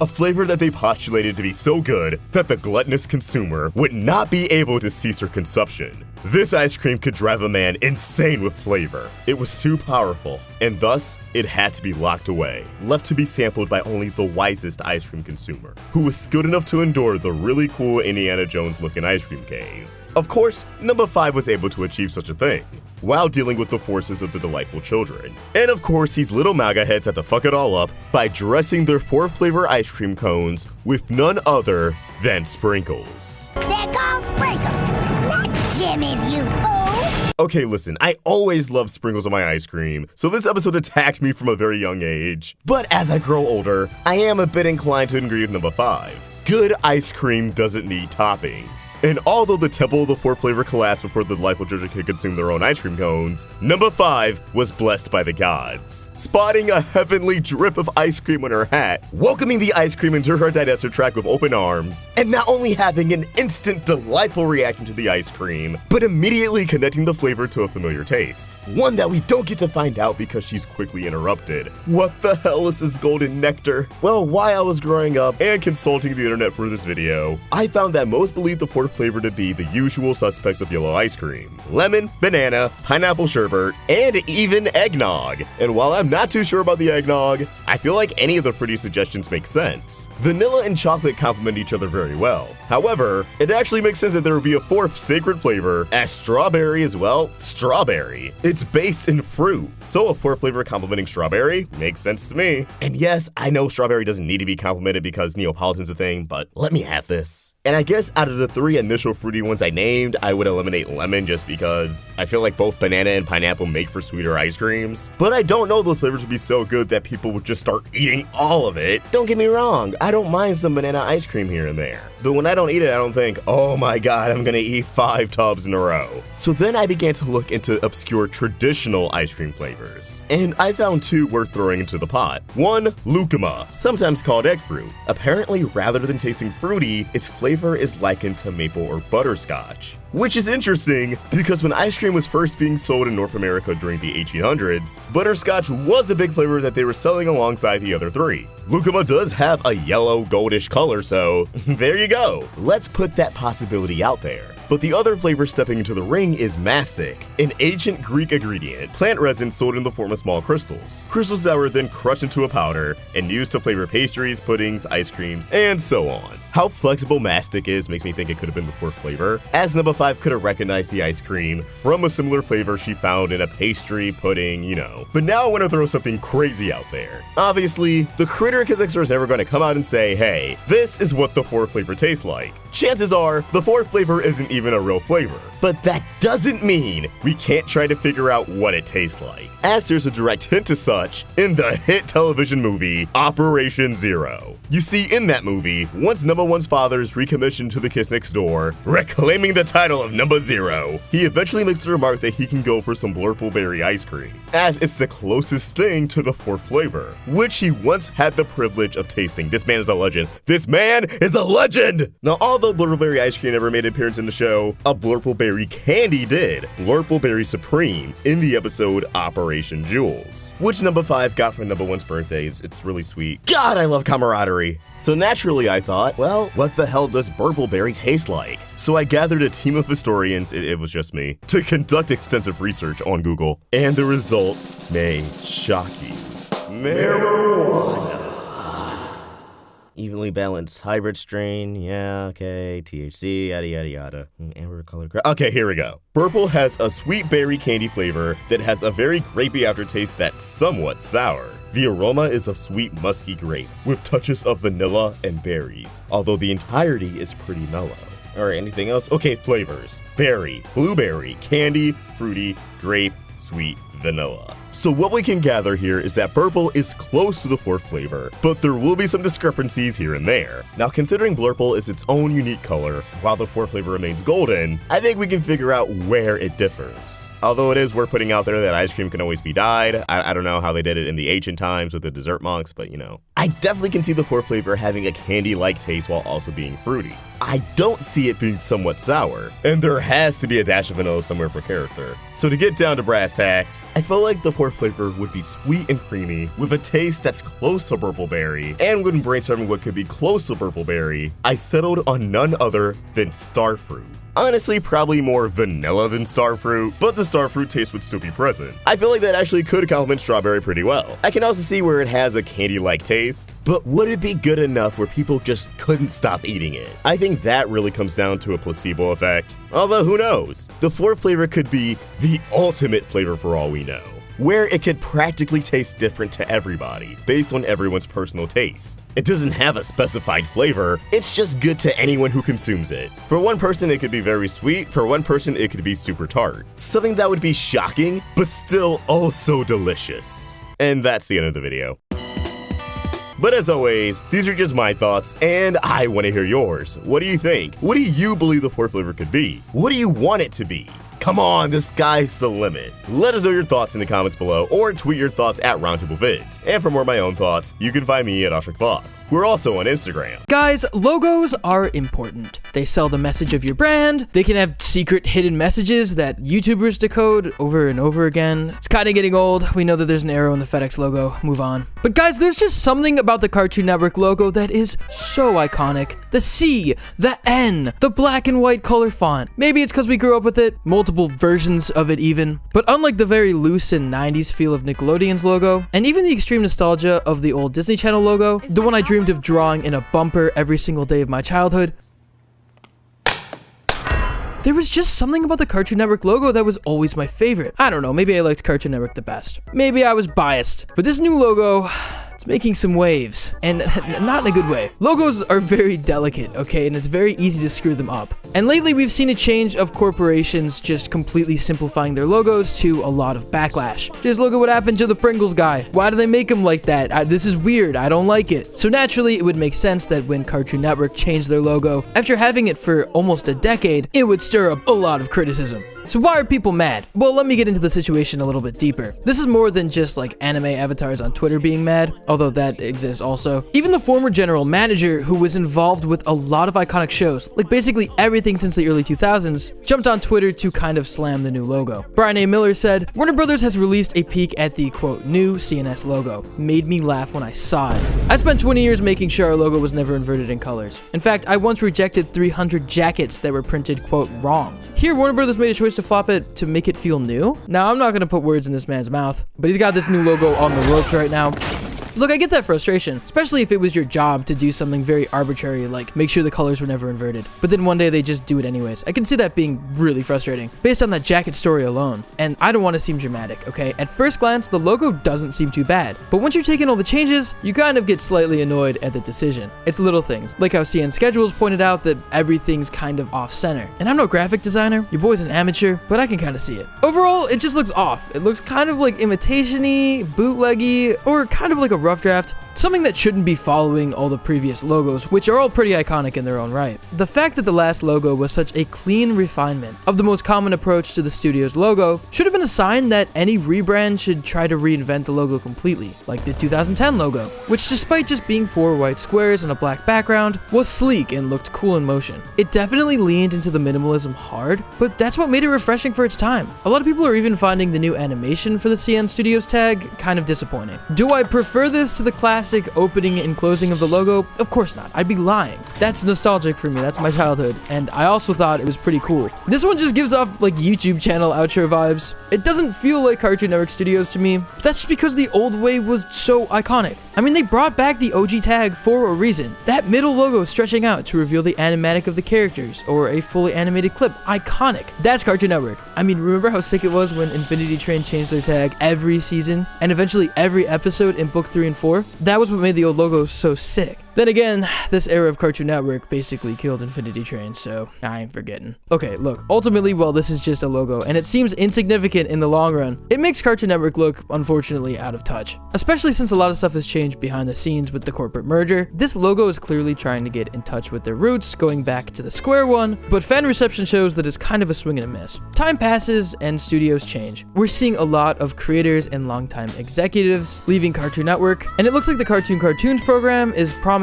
and basically one of the last hopes for an era that I loved. But it's clear that this new logo is not hitting with fans. I don't know, if I learned anything from the internet, it's that if people complain on Twitter hard enough, they can change anything. That being said, I would love to know what you guys think about all of this. Do you like the new logo? Do you think the people are overreacting? Let us know in those comments down below, or tweet to us at Roundtable Vids. Welcome back to the Roundtable. I'm Oshrik Vox, and the OKKO special crossover Nexus was a love letter to not only Cartoon Network as a whole throughout the years, but all of its fans throughout the ages. While I was sitting on the couch watching this special, I was grinning from ear to ear, nearly moved to tears by the episode's end. It was a rush of nostalgia with glimpses of shows to come. And if you clicked on this video, that means you're here on this journey with me to break it down for all the Easter eggs, references, and nods it's worth. And oh my god, there are so many. All of those years being a Cartoon Network fan paid off. Now shout out to fellow content creators Nintendo, Robotaxi, and longtime internet friend Carter Beja on Twitter for helping me clarify some of these that I caught but weren't exactly sure of their names or origins. Also Kian World on Twitter for compiling everything after I finished writing the script into a nice little doc. Allowed me to find a few more things I missed. And of course, spoiler warning if you haven't seen the special yet. What are you doing? Alright, let's dive in. Now to add much more of an atmosphere and save on time, this episode of OKKO opts out of displaying the traditional theme song for a shortened, dramatic rendition. This is also the first time OKKO does not have its title card splash into the screen like an episode of Naruto,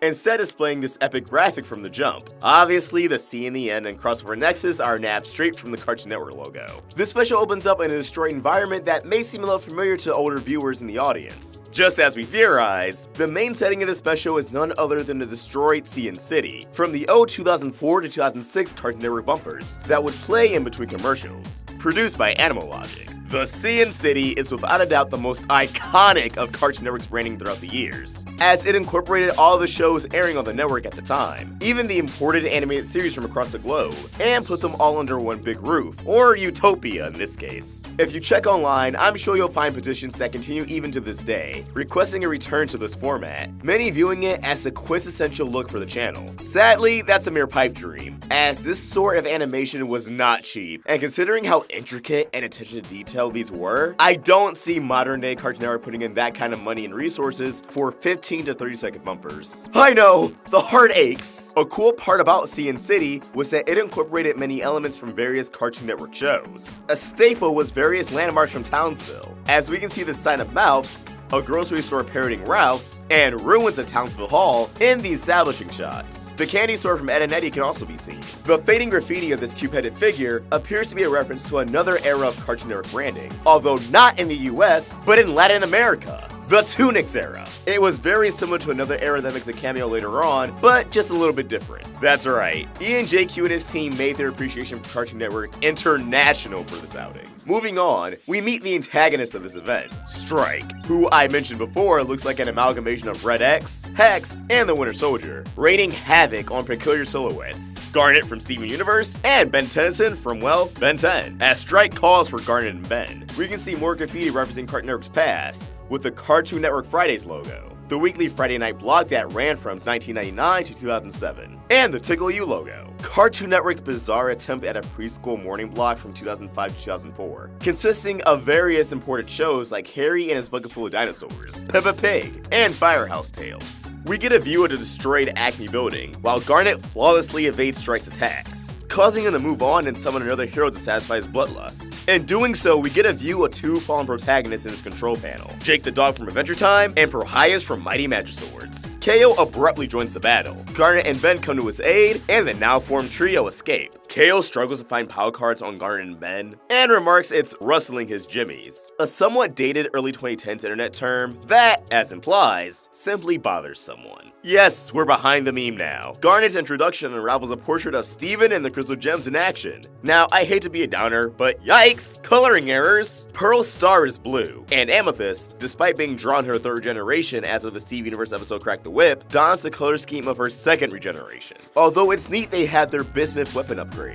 The backdrop of Ben's introduction is also a nod to the 2016 Ben 10 concept art's background. As we cited in our breakdown of this special's promo, Ben dons his new upgraded Omnitrix from the upcoming Season 3 premiere, which aired in other countries already. USA can't be first all the time. Ben's Omnitrix gets zapped by Strike's pen, keeping him trapped as forearms. Fitting, as he's definitely one of Ben's most iconic alien transformations, maybe being rivaled by Heat Blast. Garnet also loses her visor, leading her to reveal the canon fact about her that Ian JQ teased on the Steven Universe podcast. Garnet's visor gives her the clarity and focus she needs to use her future vision. They essentially function not as a gem weapon, but as a gem accessory, aiding her abilities in both combat and everyday use. This isn't an episode of Crystal Clear though, so more on that at a later time. Also, their prescription. As the trio enters an abandoned building, Ben exclaims, "New, new, new, new," a nod to the short-lived Cartoon Network programming blog that hosted premieres, lasting from September 2017 to April 2018. And considering how recent it was, it's still stuck in my head. New, new, new, new. Now this building and parking lot itself actually isn't from CN City proper, but dates back to 1999, from a bumper during the Powerhouse era. They did some digging for this. The building is actually better known as Cartoon Network Studio, but not like the actual one in Burbank. As Ben clears the entrance, we can see more block graffiti. This time, the 2012 revival of Cartoon Planet. Shout out to Zorak and Brack. Ben gets startled by Petrified Festro, and along the way he passes nods to do what would happen. Wow, they actually acknowledge seeing real. Or possibly the Check It 1.0 era of Cartoon Network. Dexter's Lab, the Powerpuff Girls, and Har Har Thursdays. Remember that programming block? It was the beginning of a descent from Friday night premieres into the insanity we have now. Other defeated turn-to-stone characters include High Five Ghost from Regular Show, Robot Jones, so that's what happened to him. Moxie from The Moxie Show, Yumi from Hi Hi Puffy Yumi, Chowder, Alana from Symbiotic Titan, Schnitzel from Chowder, and Weasel from I Am Weasel. As a very unflattering Garnet explains the fate of the characters before us, we can spot quite a varied cast of characters, old and new. Some from cartoons that haven't even premiered yet. One from Infinity Train, Juniper Lee, Frankie Foster, Jake Spider Monkey, Double D, Duncan from Fire Breather, Alf from The Problem Solvers, Grim from The Grim Adventures of Billy and Mandy, Octus from Symbiotic Titan, Chicken from Cow and Chicken, two characters from an unaired Cartoon Network pilot, The Fancies, Captain Knuckles, Tiki from Tickle Winks, Talking Dog from Powerpuff Girls, Periwinkle from the 2004 pilot Periwinkle Around the World, Courage the Cowardly Dog, Kiva from Megas XLR, and Rex from Generator Rex. Graffiti on the wall of these two shots reference the fall era, Dexter and Velma's names under an umbrella, a nod to an old school promo where Dexter and Velma bonded over science before Johnny Bravo swooped in and stole her attention, the television on rocket fuel slogan that stemmed from Space Ghost Coast to Coast, used in various Cartoon Network promos in the late 90s and early 2000s. It's television on rocket fuel. The letter is JBVO, referencing the programming block Johnny Bravo hosted in the early 2000s. You guys may recall a fascination with the once lost Dragon Ball Z episode of the blog. Okay, now back on Earth, those Namex dudes are recuperating. There's that guru guy. Oh, yeah. Snishiga from the Grim Adventures of Billy and Mandy, Clyde 49 from the Motar era of Toonami, love that OG logo, and Cookie Cat from Steven Universe. As the gang moves through the studio, we can spot Carl from Johnny Bravo, Jor-El's brother from Jor-El's brother, another international property, Larry 3000 from Time Squad, Major Ghastly from Evil Con Carne, Gumball, Numbuh 5, Valentino from Victor and Valentino, Blastus from Robotomy, Rodney from Scrollboy, that's a deep cut, Hedgehog from Summer Camp Island, Laszlo, Jake, Grizz, Prohias, Aaron, the human host of the programming block Maguzi that replaced Toonami on weekdays back in 2004, Sheep from Sheep in the Big City, Jeff from Clarence, Kelsey, Mortimer, love how they're both individually crossed out, Double D, Lou from Mike, Blue, and Og, King Rufus from Long Live the Royals, the Cartoon Network miniseries from 2014, that never became a full series, what a tragedy. Long live indeed. Golly Gopher from Reanimated, aka Out of Jimmy's Head. Remember that? Yeah, that's all I'm gonna say on that. This cat-like figure could be a character from Parker Simmons' animation, I Love You Mau Mau, considering this was the last OKK episode he boarded on. Greg and Jason from Order of the Garden Wall, Monkey from Dutcher's Lab, and Black Hat from Villainous. The show is called Villainous. How is he a hero? We can all see the logo for Cartoon Cartoons, the brand Cartoon Network used for the original series from 1996 to 2003. Also used for the programming block Cartoon Fridays. Shorties, the programming block of shorts that aired on Cartoon Network throughout many years. Posters for Adventure Time, Samurai Jack Season 5. Now this is not a poster, but graffiti for Vacuum Head from the Animate Your World promo in 1997. Posters for Steven Universe, Johnny Bravo, Regular Show, We Bear Bears, Ed, Edd and Eddy, Craig the Creek, and Gumball. KO trying to pin where the mysterious voice came from on Ben is a nod to the fact that Tara Strong voices both Ben and Raven. Easy joke, but it amused me. More graffiti for Super Chunk, a programming block of marathons that ran from 1994 to 2001, and shortly revived in 2009, and the Yes branding from 2006. Good old Fred Fredberger. Cartoon Network. Yes!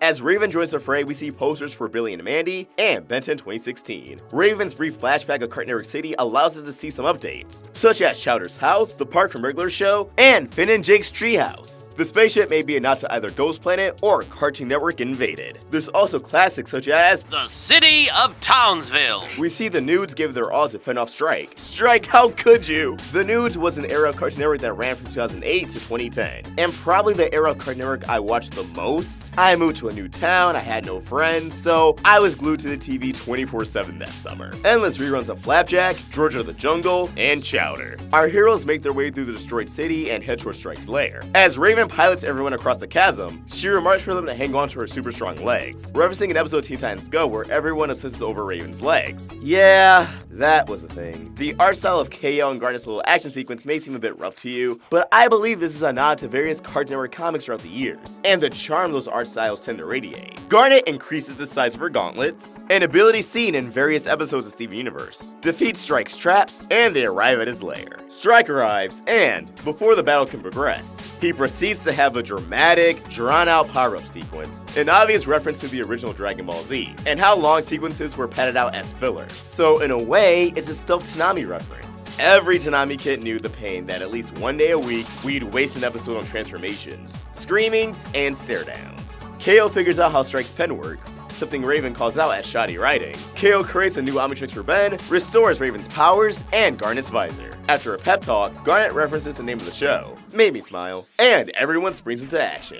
In this world, Ben's Omnitrix no longer turns them into aliens, but rather heroes in the world of Sea and City. Other Cartoon Network characters, Jake the Dog, Prohias, and shortly after KO launches Ben towards Strike with a power fist, we get the epic, beautiful sequence of Ben's punch time explosion, as he segues to Robot Jones with his original text-to-speech voice. Thestro, Uncle Grandpa, Gumball, Mordecai, Double D, Wirt, Moxie, Grizz, Jeff, Grim, Chowder, Knuckles, Monkey, Super Cow! This made me scream. Johnny Bravo, OG Buttercup, Dexter, and he finishes it all with none other than Finn the Human with his robot arm. A not so subtle yet very powerful ode to Adventure Time. Having Finn deliver this final blow is a nice farewell to Adventure Time while paying it respect as a property that breathed new life in the Cartoon Network as we know it. Strike's robot arm being left behind may also be a reference to Finn losing his arm and Come Along With Me. Also during that sequence, the backgrounds are a clear reference to Saiyan's Check It and Checkerbird eras. Know where he came from. Started from the bottom, now we're here. Our heroes restore Cyan City to its glory, making it better than ever with landmarks from newer cartoons. I really admire how they tried to emulate the original art style for as much of these characters as possible. The studio spots a multitude of references. Screwy, ain't it? Is a Bugs Bunny quote that was also a slogan during the Powerhouse era. This bumper sticker right here says WB for Runner Bros. The PPG license plate and Chemical X bumper sticker indicates this may be an off-color Professor Utonium's car. The Buzz Wagon from Wacky Races is also parked. Neat! We can spot the treehouse from Codename Kids Next Door, Gar's Bodega, Ghost Planet, Billy's house, the movie theater, Titan's Tower, and this familiar looking dojo. Now, I plan to make a separate video sharing my own theory on how Cyan City functions later in the week. Raven opens various portals for her, Ben, KO, and Garnet to return to their proper shows. And Raven almost returns to the 2003 Teen Titans, instead of Go.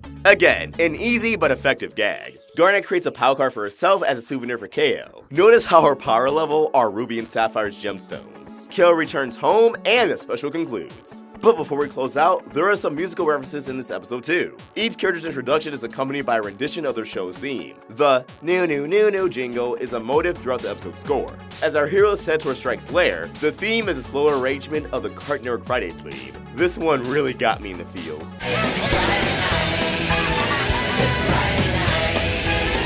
During Ben's Punchtime Explosion, a rendition of the Cartoons theme carries the entire scene, and the good old-fashioned Cyan City theme plays as everything's restored. But you may notice it also pays homage to Lazlo and Blues. You can find it at Cartoon Jingle from 2005. Guys, overall, this was an amazing special when it comes to how many Easter eggs and references they crammed in. While its runtime wasn't ideal, I don't know if they could have made it work as 22 minutes either without dragging it out. Was it the greatest crossover I've ever seen? No, but it didn't need to be. It was fun, it made me really happy, and that's all I needed. But what did you guys think of this special? Was there anything we missed? Let us know in the comments below, or tweet those thoughts to me at OstricVox or at Roundtable Vids. We're also on Instagram. Welcome back to the Roundtable. I'm OstricVox, and crossover Nexus may be over, but we still have a lot to explore. Recently, creator of OKKO Ian JQ went on Twitter and did an entire behind-the-scenes thread of crossover Nexus, which in return addressed a lot of criticism towards the special. Criticism such as, this felt way too ambitious to be an 11-minute episode.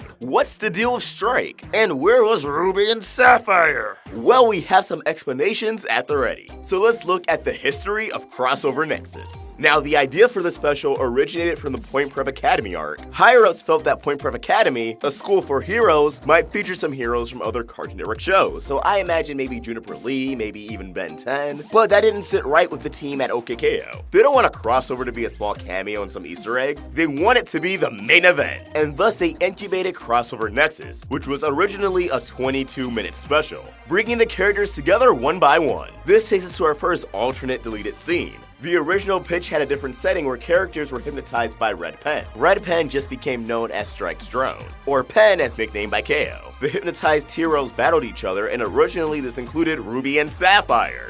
That's right, KO met Ruby. For those of you who don't know, Ruby's design is actually based off of KO's. So this would have been a great meta moment in the making. Also notice the red horns on Ruby. While this is a storyboard and the colors may not have been final, as there's also red arrows to indicate movement, it's possible in the original concept, being hypnotized by Red Pen meant having red horns on your head. Notice how Sapphire doesn't have red horns. So it's possible that KO already broke her out of her hypnosis. And judging by the storyboard, I'm assuming Sapphire made a remark on how Ruby and KO look alike, leading both of them to say, "No way!" as they make the exact same expression and gesture. KO meets the characters in the same order he meets them in the final version. So first Garnet, then Ben, then Raven, and after battling Ruby and Sapphire, they reform into Garnet, which Rebecca Sugar did some under-the-table storyboards for. Ah, so good. Now another deleted scene shows the heroes maneuvering away from various strikes. And notice that it's not just Forearms, KO, and Garnet. Forearms missing the Omnitrix, so I'm assuming that already got zapped away, same with Garnet's visor, but 1-1 from Infinity Train seemed to have a bigger cameo before being striked in midair. This would have been a great way to tease Infinity Train. Imagine all the kids at home going, wait, who's that? Then months and months later, when Infinity Train promotion begins, they will connect the dots in the commercials going, oh my god, that was the robot from that special. After it was storyboarded, the entire thing was pitched to a huge crowd at the studio.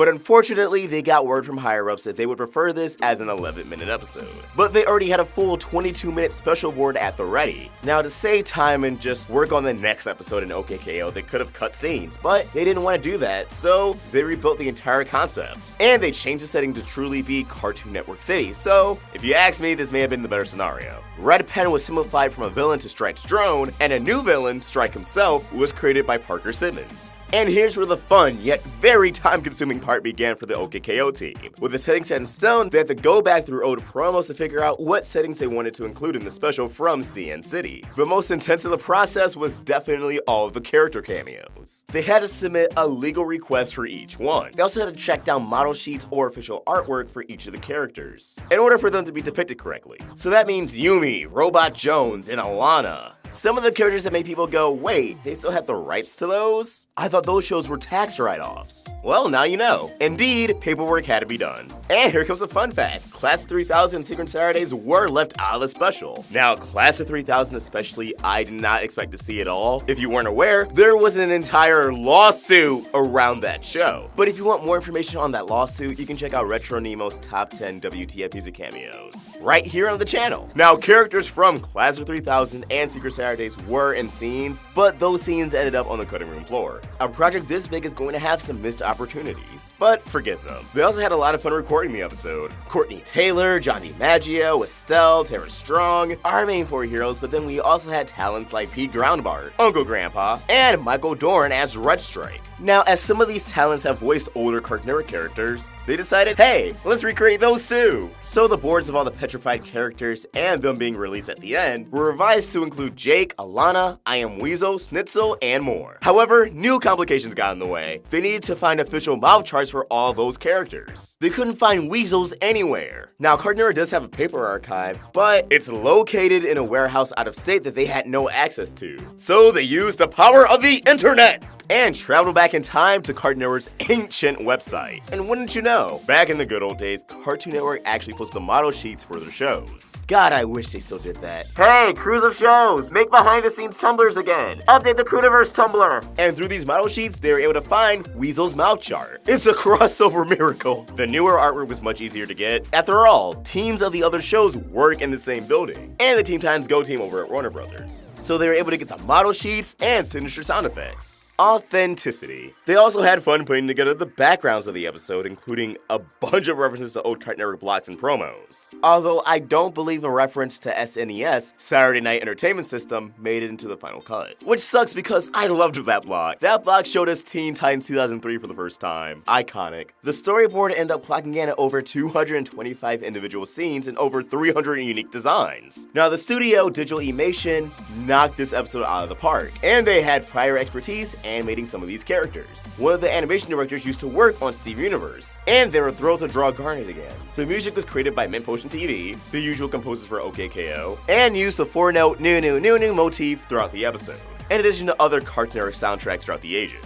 Now, ENJQ did say he may return to this thread later, but for now, that's already a lot of information. And also, if you're wondering why the likes of Robot Boy, Hero 108, Johnny Test, Total Drama, any of those shows weren't referenced in the special, they're all imported shows. They're not Cartoon Network originals, which were the only ones they included. Although I wonder where Mad falls in that legally. That's right, JQ, I didn't see that reference either. I guess reboots get no love around these parts, even if they are of the animated variety. But as always, what do you guys think? Are you disappointed we didn't get a longer episode or Ruby and Sapphire? If you could add one thing to the special, what would it be? Let us know in the comments below, or tweet your thoughts to me at OstricFox or at Roundtable Vids. If you went up with the Roundtable Girls, support us on Patreon. Get access to exclusive perks. Link in the description. If you enjoyed this video, please throw it a like, share, and if you're new here, subscribe. Hit that bell for notifications to stay in the loop with all things Cartoon Network. Thank you for watching, and I hope you have an awesome day. OstricFox out.